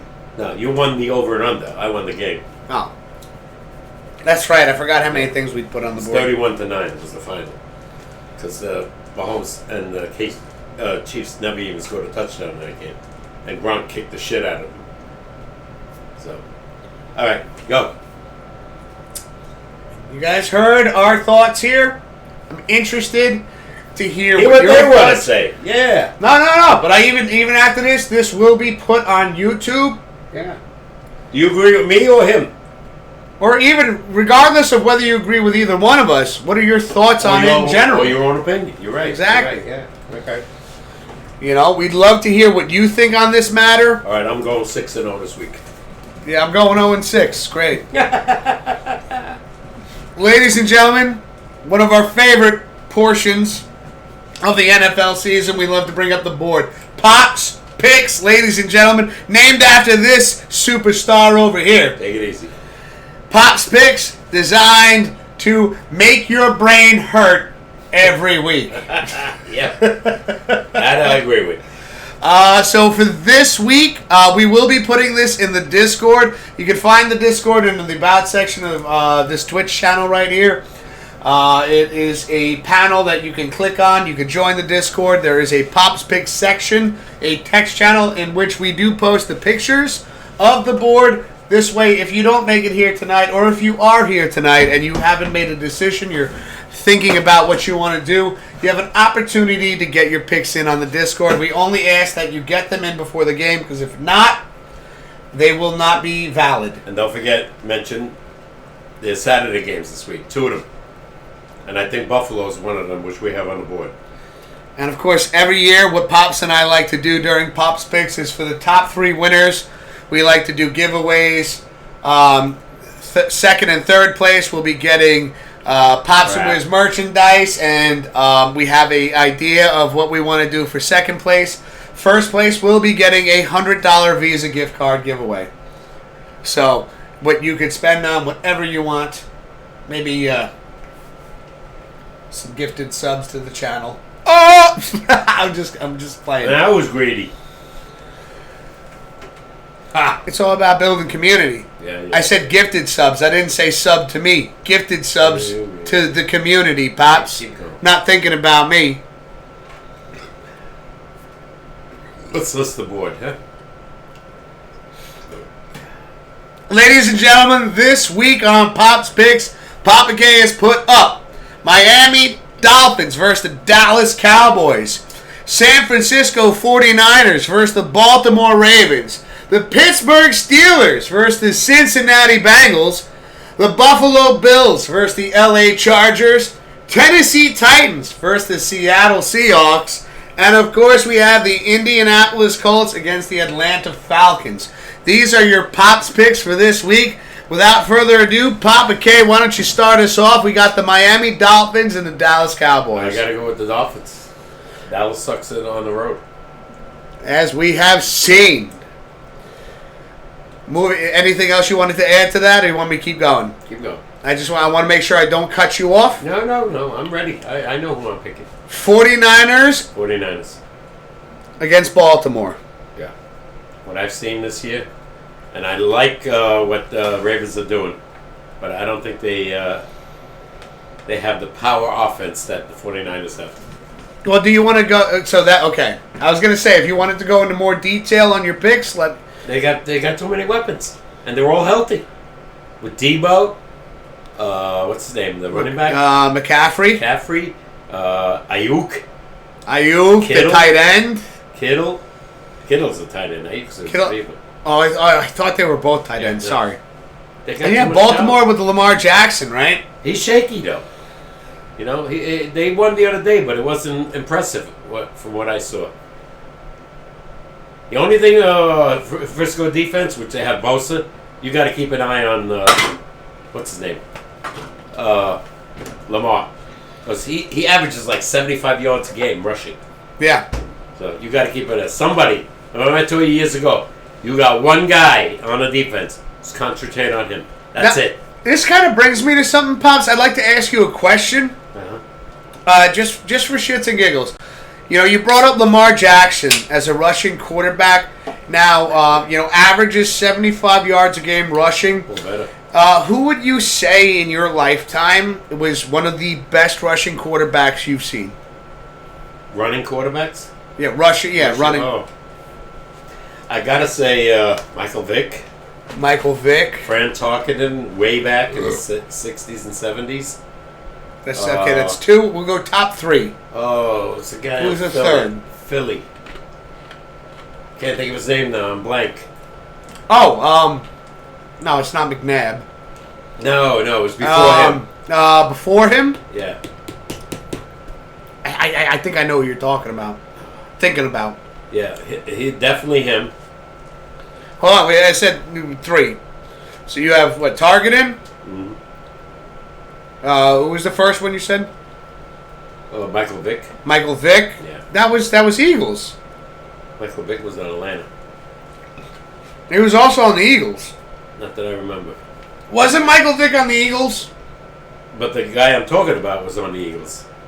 I think you're talking about Michael Vick. No. Michael Vick was maybe he was on the Eagles, but he did all his running around with Atlanta Falcons, if I'm not mistaken. I feel like that's wrong. No. I just realized what the Thursday night game is next week, LOL. Oh, what's that, Glove? What's the Thursday night game? Yeah, I think it's shit. Hey, Google. Was Michael Vick ever a quarterback on the Philadelphia Eagles? According to Wikipedia, Vick made his fourth Pro Bowl after the season and was named the Eagles' starting quarterback. Yep. But this was an Eagle too, but it wasn't him. He was an Eagle too. It wasn't him. Yeah, no. Michael Vick did all his damage before he became.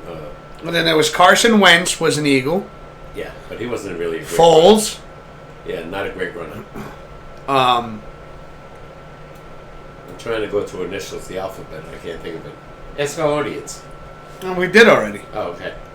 All right, keep going. All right, next up we got Pittsburgh Steelers, Cincinnati Bengals. I gotta go with the Bengals again. This kid's showing me something, Browning. Keeps pulling out games. I don't know how he's doing it, but he's doing This it. is the year of second string, third string Big quarterbacks. Big time. Buffalo Bills, Bills. LA Chargers. Bills. I don't see how the Chargers, who just gave up 63 points, can stop Buffalo. I agree with that. Actually, you know what? We don't even gonna go over this one for me. I'm going Bills as well. Yeah. I feel like this was one of the easier picks in my brain. Yeah. I didn't think Buffalo was playing them. I thought they had a tougher game. But who knows? You never know. Any given Sunday. Yeah. But this Any given Sunday. that Sean has now, Stick. I could have played better than this guy. Yeah. You all right? Hiccup. That happened. I'm just All trying to stop it before it progresses. What's the fifth game? Hold on. We got Blue says, played for the Atlanta Falcons, Philadelphia Eagles, New York Jets, and Pittsburgh Steelers during his 13 pro seasons. Vic made 4 Pro Bowls and won NFL Comeback Player of the Year in 2010. Okay. Yeah. Thank you for that information, that 411 there, Blue. Appreciate you, We still brother. haven't got. Oh, Cunningham. Cunningham? That was the guy. That was the guy I would have never gotten that. Yeah.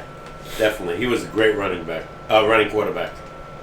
All right. Next up, we have Tennessee Titans versus the Seattle Seahawks. Wow. Okay, what I saw, I got to go with Seattle. Because Derrick Henry has shown me nothing this year. And he'll probably have a blast of a game. He's like the flip of a coin. I agree with you. No. You know, you're either going to get... No, because Swift has him on her fantasy team. And she'll either get like 6 out of him or like 28. Yeah. Moving forward, we got last game on the board here. Indianapolis Colts against the Atlanta Falcons. Colts. That should be another easy one for our fans to pick. But what I'm seeing with the Colts, I don't think they're going to go to the Super Bowl, but I think they could make some noise in the wild card. Almost like, you think that they could be considered as a Cinderella team? They're 9-5. And even their top running back, Jonathan Taylor, he hasn't even played a lot this year. And they're still doing it. So, I don't know. Maybe it's a fantasy thing, that they can just or Cinderella, I should say. Like I said, like I just said, like, do you think that they are like I don't think the Cinderella story this No, season? in the AFC, if they have to face Miami, or let's say even Kansas City, or Again, Raiders, I don't think they will win.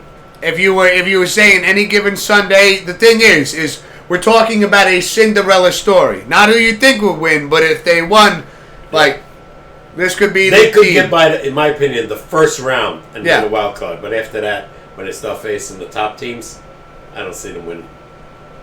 Well, you know what? Same thing has been said in the past about other teams. Giants. Again, the Giants are one of them. 9-7. Nobody picked them. They swept they ran the table. Yeah. Won all 3 games on the road and won the Super Bowl. So, anything is possible. And again, that's why I would say Indianapolis Colts could potentially be a Cinderella story. Possibly, yeah. You never know. My picks now: Miami Dolphins versus the Dallas Cowboys. This one's a tough one here. Really? Oh yeah, because here's the thing: Dallas Cowboys just got completely embarrassed by the Buffalo Bills. Yeah. Miami Dolphins, on the other hand, are such a roller coaster team this season that it's like, you know what? If Tua and Tyreek Hill meet up, if Tua has a great game, If he plays. exactly. He's still questionable right now with his ankle. So still questionable with his ankle. Dak Prescott right now in the offense of the Dallas Cowboys, Ballard, literally they showed zero interest in that game. Zero, I wouldn't say zero interest. I'm just, from what I saw, it was like zero production. It was, to me, I say zero interest because, you know what, if you were interested in the game, how come I felt like there was zero interest in changing up the game plan. It seemed like the same plan the entire game, and it did not work. No, it was too late because they were too far behind. Now, And by the way, Buffalo defense played great in that game. yeah. You hold CeeDee Lamb and Gallup and Pollard to nothing, you're going to win the game. Dolphins will not win. Dallas Cowboys will win. Who says that? It says blue. Oh, okay. I disagree. Cowboys are one of the elite teams that are terrible on the road. Hold on one second. Sorry, I just smacked the microphone. Hold on. So Blue's putting his picks in. He's doing Miami Dolphins? No, not Miami.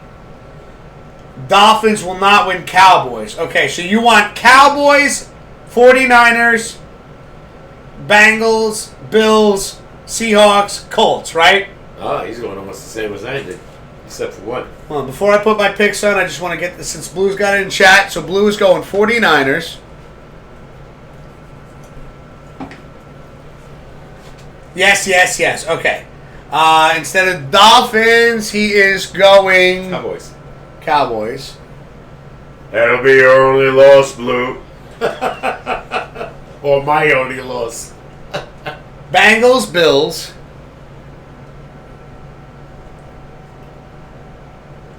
I worry about the Pittsburgh defense, but they didn't show me nothing against the Colts. They got the ass kicked. Bills, Seahawks, Colts. Seahawks defense impressed me yesterday against the Eagles. They still got Billy Wagner. Damn good. All right, I got you on the board there, Blue. Wow, all 6 too. Wow. Good man. All right. You and Mizmo, how's Mizmo doing? Tell Mizmo we said hi. We love you guys. Yeah. Where's I at here? All right, so I got to go Miami and Dallas. This is a tough game for me. I'm going to pass on that for right now. I am going to go 49ers because I do agree with the team healthy right now. The only threat Baltimore has offensively is, in my opinion, Lamar Jackson. Defensively, I don't think they're going to be able to stop Kittle. I don't think they're going to be able to stop Purdy. I don't think they're going to be able to stop McCaffrey. No, there's too many weapons on this 49er team. When it comes to Pittsburgh and Cincinnati, is Pickett still out? They think he's playing Sunday. I'm going with Pittsburgh then. I don't know, but I heard that he's probably going to start. I'm going to go with that because you know what? Yeah. Pickett against Browning. Browning. I think, if he starts, I still think regardless, he's still a better quarterback. Mm-hmm. I don't know about that either. Again, Pops, it doesn't matter what I pick. I suck anyways. I never heard of Browning till this week, this month. And he showed me something. I got that. I got Tennessee and Seahawks. I liked what I saw from the Seahawks. But again, when I talked about Tennessee Titans and Derrick Henry, sometimes he can have phenomenal running games. Now, Seahawks, they just beat the Eagles. Eagles are more known right now for their passing game than their running game. Mm-hmm. So this is something that the Seahawks are going to have to take into consideration. I think they're going to have a hard time stopping Derrick Henry after this week. So I'm going to go with Tennessee here. Going down to the Colts-Atlanta game. I already picked that. Got that done. Everything's done. I just got to do this Miami-Dallas game, which is giving me a migraine right now. Hey, that's the point I make when I pick these teams. Pops, I'm not gonna lie. I know my picks have been shit this year, but that's only because you put up such a spectacular board every week. I try. I don't know about spectacular. No, well, my opinion, spectacular. Now, some of these games, I could have picked other teams, but I said I thought I would pick meaningful games. And I want to say this, too, is I have seen it in the Discord on quite a few occasions. Names out there that are saying, Pop's never making it easy. So you have been putting our brain cells to work. Like I said, I want to put meaningful games. I could have thrown Denver in this week instead of the Colts, but I got to see what the Colts got. I like that you change it up, though. You got it, And I told you I would not pick any other team like Carolina. You won't see anymore. Giants, Jets, probably even the Bears. I think they're done. You might see. Here's the thing, though. Depending upon who they're playing, you might see them. Maybe, but I think after this week, you're going to see crucial matchups next week. And I love that they're playing Saturday games now. Pops, I'm going with you and the Dolphins. Okay. I need Tua to have a big week, which, by the way, I am facing you this week in fantasy football. Yeah. And you know what? I need a big week because I'm in 5th place right now, just peeking out. I'm just peeking in from the outside, looking into the look at this bottom board. Fantasy. Nobody picked the bottom board yet. Not yet. I think somebody's going to wind up picking Baltimore, though. Sooner or later. Blue says, hold on, let me catch up with chat real quick. I'll fill you in with this, Pops. Blue says, I worry about the defense on Pittsburgh Steelers as well, Pops. Watts has been on roids. Entirely too much. He needs to chill out. Mismo in the chat saying, hey, gentlemen, I'm here watching with Blue. There are some good games on the board this week. Hopefully we'll get to watch them. Sometimes we don't get the good games in our market. Okay. West of the Mississippi. Okay, yeah, Colorado, yeah. Well, don't forget, there's Saturday games. I think 2. And I'm pretty sure the Bills are one of them. The other one I can't remember. Mm-hmm. But I know there's a 4 o'clock game, I believe, and an 8 o'clock game. And I think the Bills are in our town, Peacock, which if you don't have it, you don't get the game. Unless a major network takes over, like NBC, Fox, or CBS. Yeah. We'll see. I hope. Because if I don't get to see that game, I'm going to be pissed. Saturday night, not watching the Bills game. I'm going to go to Christian's house. He gets everything. There you go. Get ready, Christian, if you're watching. Blue saying the last 3 weeks have been crazy hard to pick. Most of them could have gone either direction. Yeah. Great picks there, Pops. Yeah. Well, let me tell him how they're doing. While he's doing that, I'm just going to use the restroom real quick. I'll be right back. Okay. Let me do that. Yeah, I got the Don't forget to tell them what place they're in, too. Of course. At least the top. Leave me out of it, because I know I'm not even in the top fucking 100. No, we don't need it. Okay. Blue, you went 4-2, and you were at 57-32. Sweaty, 57-32. You're tied with him. Glove, 51-36. Thunder, 54-29, and the leader is Perm, 63-27. So you guys got a lot of work to do in the next 3 weeks, and hope he does bad, because he is 6 games ahead of you right now in the win column. So it's Perm, Sweaty, and you, Blue, top 3. Then you got Thunder and Glove, 4 and 5. That is the story. Let's see what happens this week. We had one person go 6-0 this week, and we had a person go 0-6. A lot of people didn't do well this week. 2-4, 2-4, 2-4-2, 3-2, 4-2, 1-5, 3-3. Anyway, that's the story. Perm is still in the lead by 6 games. Good God. 63 wins and 27 losses. Well, again, a big congratulations to everybody in Pop's Picks this season. I know it's not over yet, but for everybody that participated, the records that Pops has just announced, and I heard it from the other room. Everybody has done so tremendous. Other than me, I sucked this season. Yeah. But I mean, Pops, even you did spectacular this season. I got 53 wins right now. Yeah, 53 wins. I mean, that's nothing I do to that laugh when I was at. gambling 50 years ago. I couldn't pick my nose. But again, like it ain't over yet. We still have a few more weeks, 3 more weeks left for Pop's Picks before we end the giveaway segment of it. Pop's Picks will still continue moving on. But we'll be getting into the playoffs, and as teams get eliminated, that's when we start adding some fun things into it, where we'll have over-unders, spreads, and things like that thrown in. January 7th is the last of the regular season. There you go. Heard it from Papa K himself. 13 to 14 wild card. 21st and 20th is the divisional games, and 28th is who is going to go to the Super Bowl. There you go. Then you got a 2-week wait.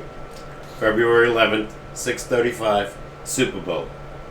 I think it's in Vegas. Vegas this year? I think the Super Bowl's in Vegas, yeah. Talk about gambling, eh? Woo! Got Blue saying, because of the Pops and Wiz SportsCast show, Mizmo and I have most of the streams to watch most of the games. Good. I don't know why I'm doing that. My hands are actually cold. But listen, we're going to take a quick break before we get to the final segment of the show. Mm-hmm. Again, we have the trivia question right here. If you guys want to participate, as I asked before, if you want to answer this trivia question, only thing we ask, we'll give hints. Just don't look it up. And again, the trivia question is, the NFL coach who holds the longest streak for wins in the month of December at 16-0. Who is he? We'll be back in a little bit now. Don't go anywhere.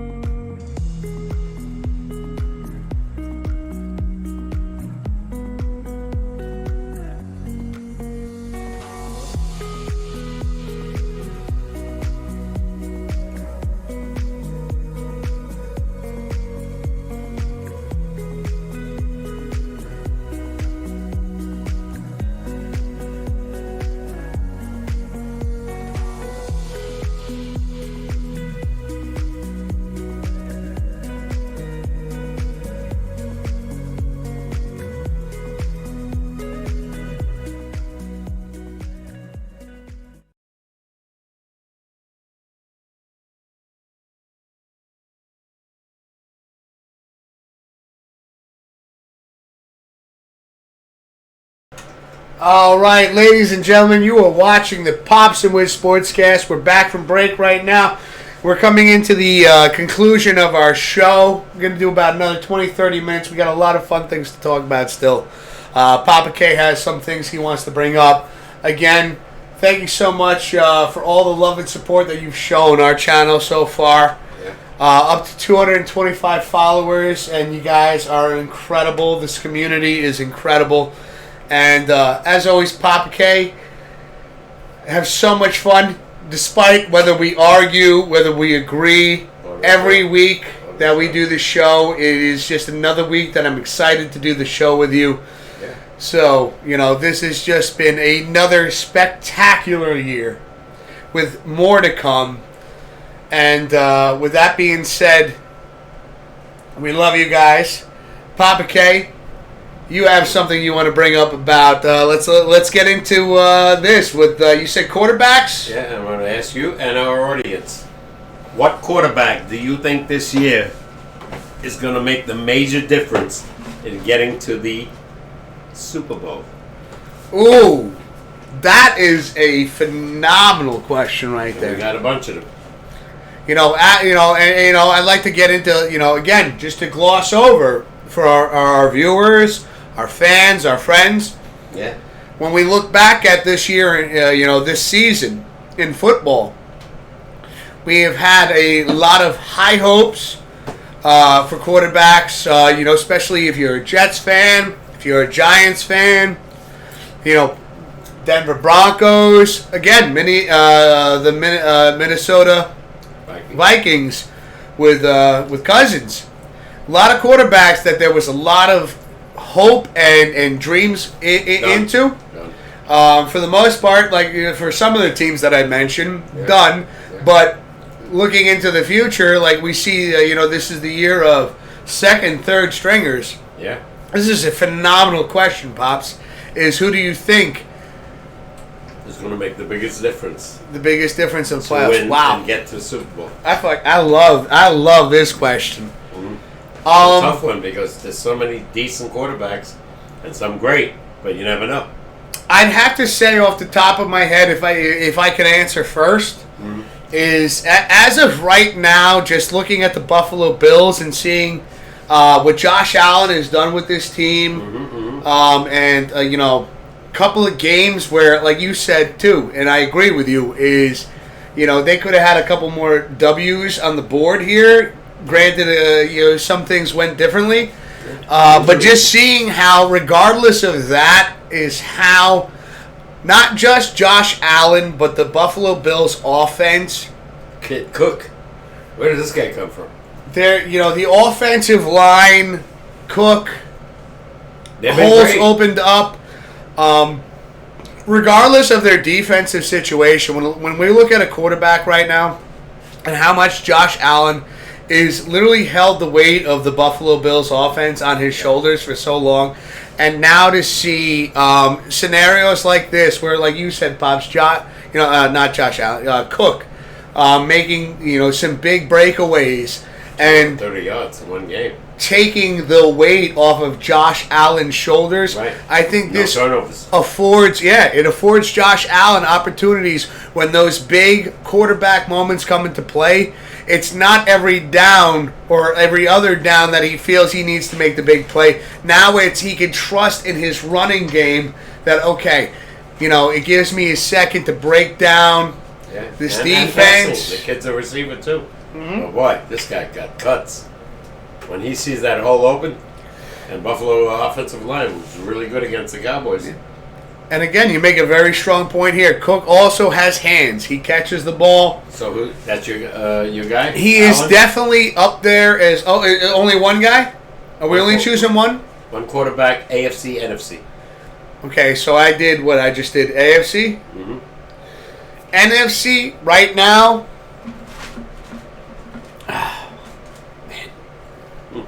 Tough decision. I know. You got Purdy, you got Prescott, you got Hurts.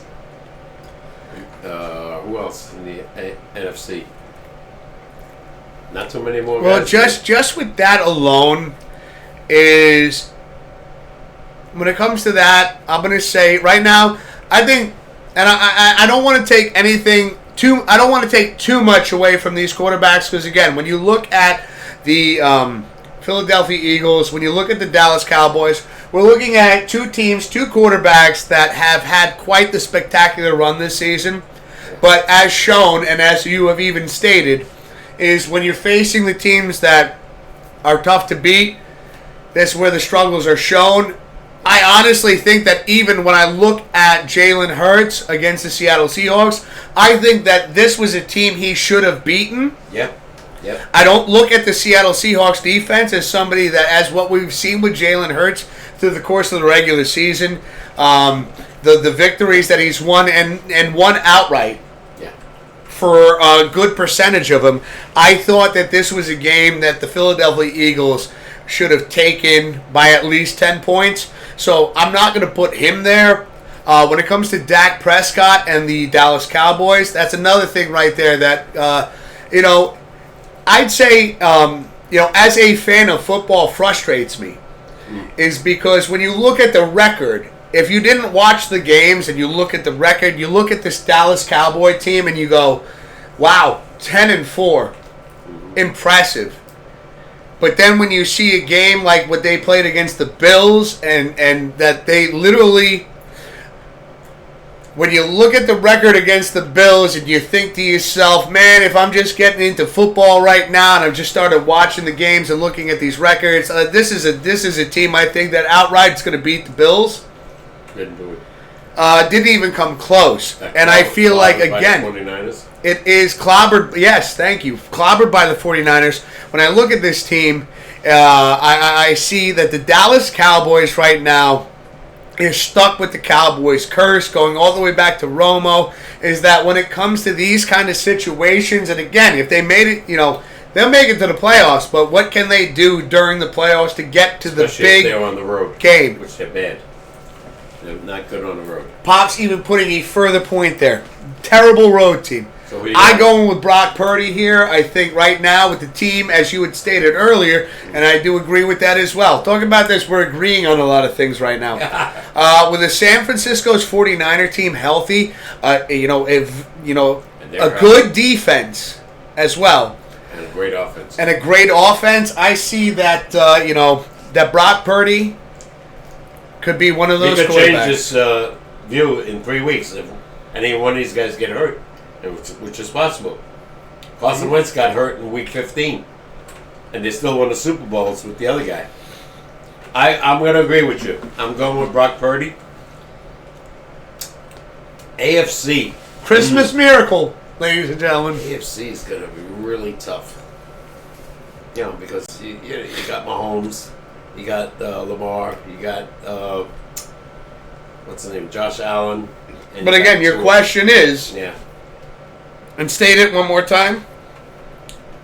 What quarterbacks are going to make the difference to get to the Super Bowl? I agree with what you said. I say Purdy, NFL, and NFC. AFC. Ooh. I want to say Josh Allen. That's all right. Take your time to think about it. I'll catch up on chat for a second here. We got Blue says, my choice. I've been standing by him from the beginning. My number one, fourth stringer, Brock Purdy. Trevor Lawrence, the other side. Nah, he's done. No, I wouldn't even mention Trevor Lawrence. Well, this is Blue. Yeah, I know. And I think Trevor Lawrence is hurt right now. And the Jaguar defense has not played very well. All of a sudden. Again, we're not talking about defense. We're talking about you asked the question. He doesn't have Kirk. I'm going to go with, probably going to shock the shit out of you.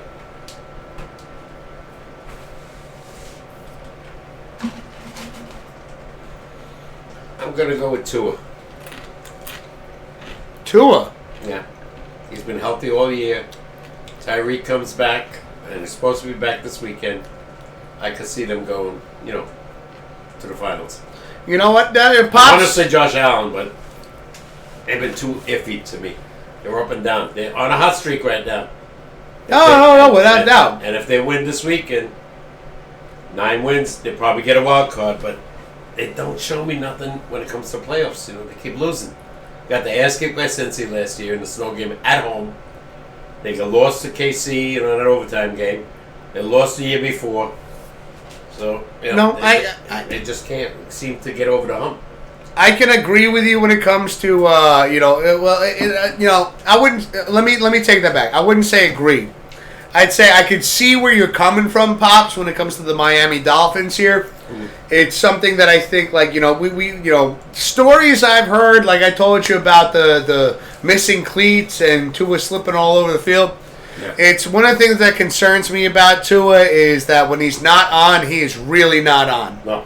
And it's the Miami Dolphins defense. But again, one side of the field is going to, could make a very big difference. When we're talking about quarterback-wise, when it comes to Tua, you flip the coin. You get that great day out of Tua, and you're talking about 3 touchdowns, no interceptions, 284 yards kind of deal. Yeah. Like, he is a man. I can see where you're coming from there.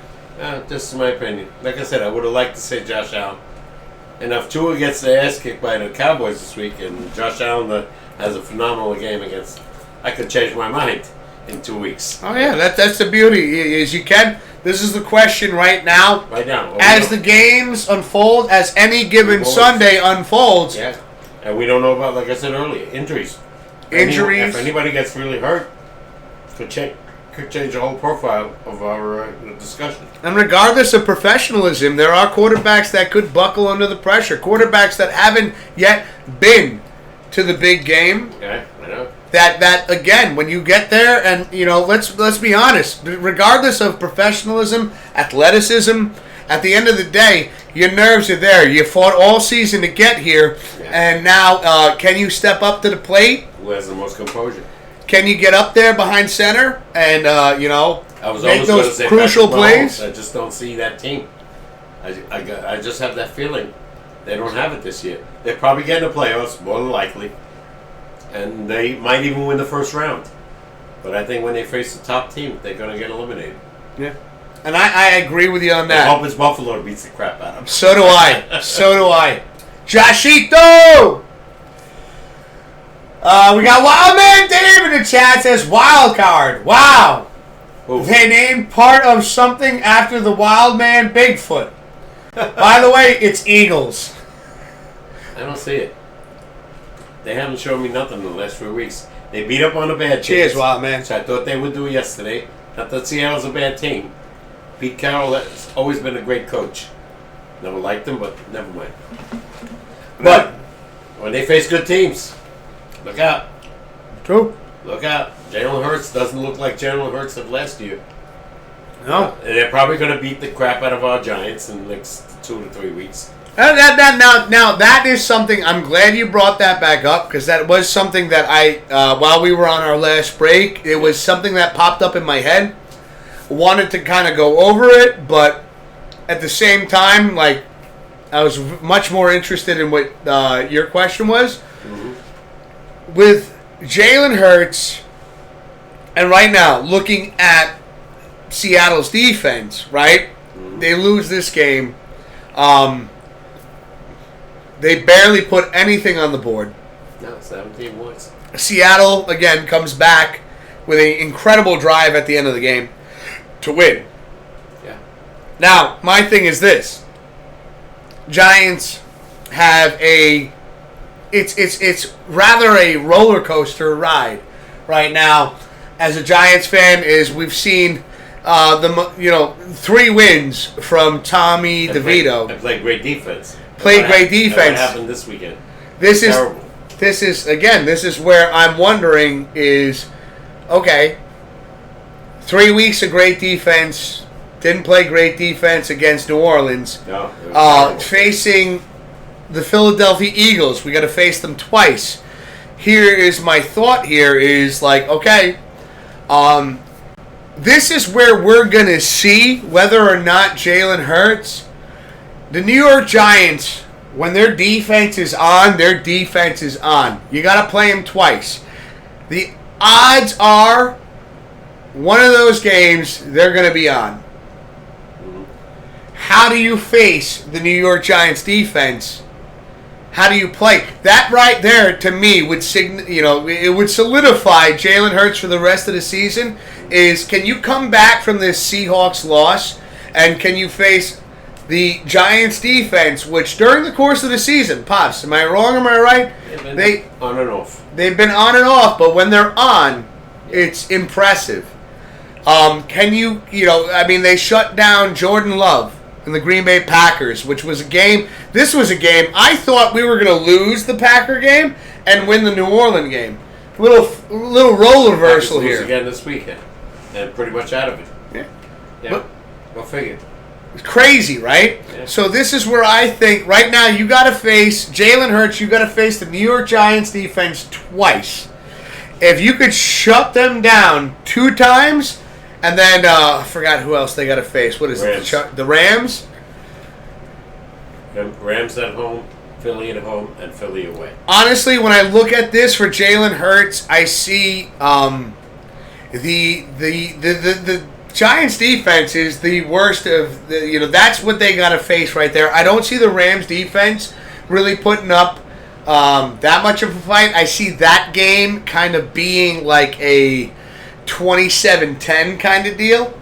Rams are scoring a lot of points lately. Yeah, well, all of a sudden, what's his name? Goff?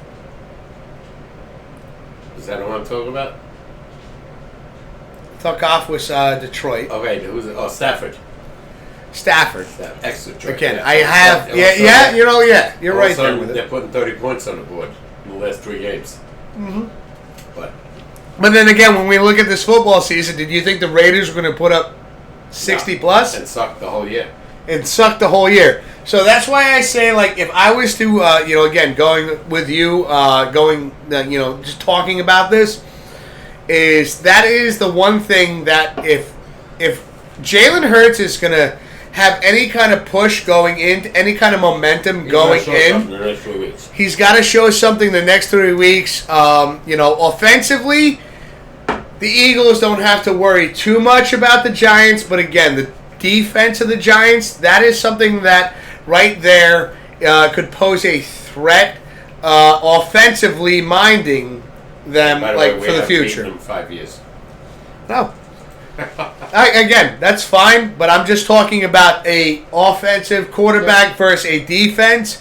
What I see with Jalen Hurts and gotta stop him. If he can't beat the Giants defense both games, you know what? You have something you have to worry about in the playoffs because now you're facing teams that have much better defenses. Yeah. And the Giants defense this season, yes, exactly. So these are things that Jalen Hurts has to keep in mind because let me tell you something. Yeah. Maybe you beat the Giants twice, but if you don't blow them out, yeah. Jalen Hurts, get yourself ready because you're going to get into the playoffs, but yeah. Now you're facing teams that know how to fuck with your schemes. And know how to score.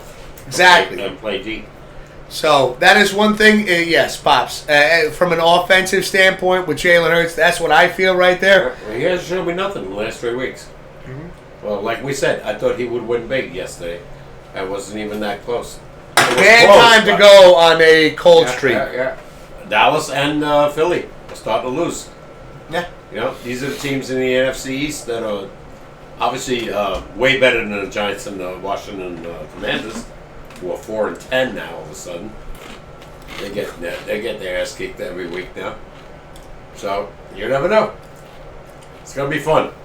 Let's see. We got Wildman Dave says, "Oh, by the way, ask Pops K this question I asked you." What is the question again, my friend? I apologize. We've had so many. We've been all over the board tonight. And by the way, I feel like Pops, we've covered some really good subjects this evening. Okay, what's the question? You got to give it time. Remember, there's a delay. Okay. I'm impatient. He is impatient, but you at least got to be patient for 7 seconds. It's more than any quarterback gets. Before anybody leaves, I wish you a Merry Christmas because it's this Monday before our next show. That's right, and we will be doing the show Tuesday as scheduled.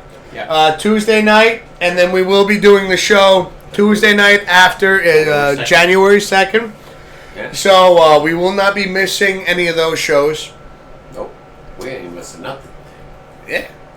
We're going to do the 9th and the 16th anniversary. That's right. Yeah, that's right. 5 years. Can't believe it. 5 years doing this sportscast, January 16th, and we'll be celebrating that on the 16th. We have a couple of ideas. We're brainstorming a little bit on That's a month away. but it is a while away. All right, so that's right. Wildman said Dave asked, and he asked me this. I gave my answer to it, and I was wrong. Wildman, I so thought I was right.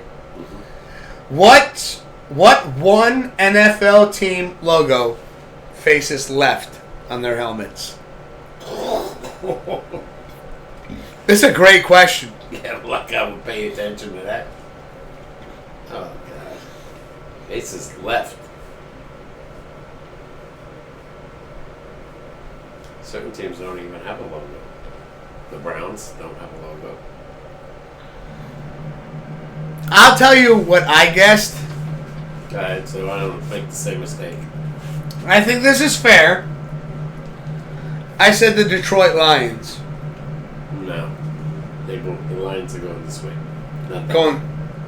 You said facing forward, right? He says facing left. Left. What does that mean, left?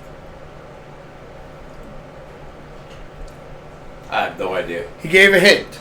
Go ahead.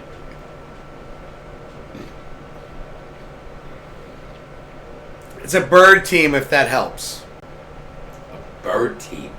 See, okay. Right off the bat, I want to say Wildman. I will say this, is when I first read the question and how I interpreted it, is if my hat was the helmet, I thought that you meant faces left. So like a logo that faces going behind the helmet.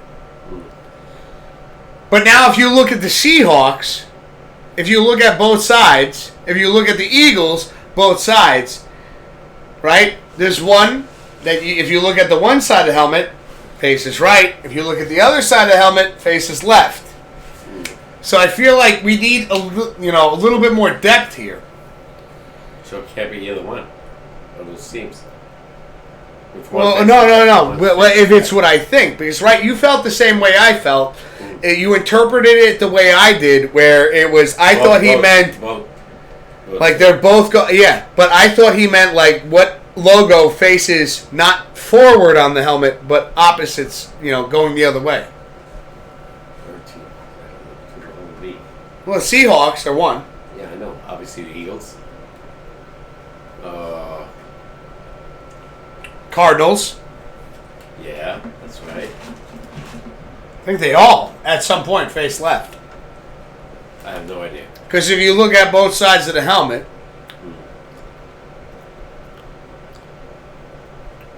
well, definitely the Eagles and the Seahawks. Because both... Oh, no. It's the Seahawks.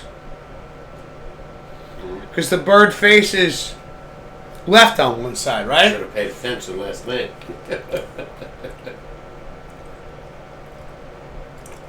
It's looking back if you're looking forward. If I'm looking forward, it's the Seahawks. Who else? Bird. You said bird, right? Yeah. There's the Falcons, Cardinals, Seahawks, Eagles. Who else? I'm going Seahawks.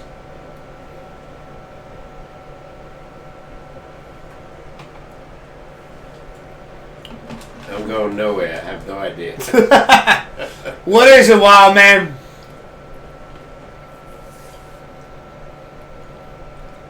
What is the answer to this? Again, this one got me. I read it wrong. Nobody pays attention to the helmets, right? No. Giants can't be. Can't be Jets. It's the Eagles. Eagles, okay. All right. Facing. So he says it's looking back if you're walking forward.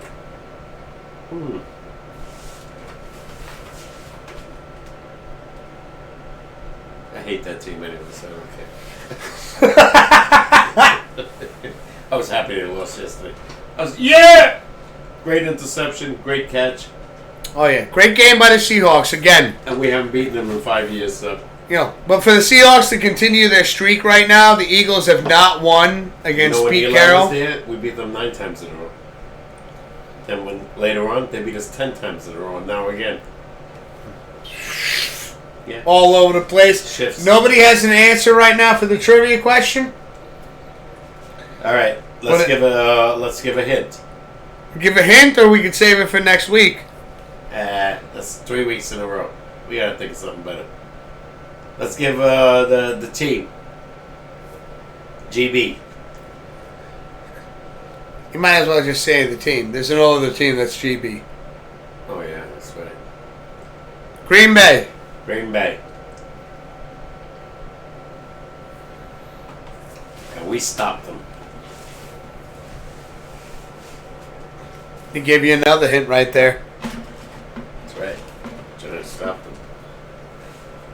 Great question, by the way, though, wow, man. Nah, not the Patriots. We're looking for the head coach. The NFL head coach holds the longest streak for wins in the month of December at 16-0.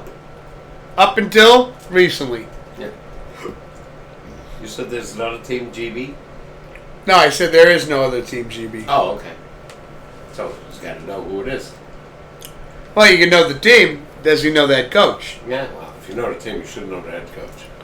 Isn't that true? Well, I know. Well, it's great that you know. That doesn't mean everybody else knows, Pops. Yeah, All right, let's not think that everybody knows the same shit you know. Not everybody knows the same shit I know. Hence, trivia. I almost got him to spit his fucking beer on his nose.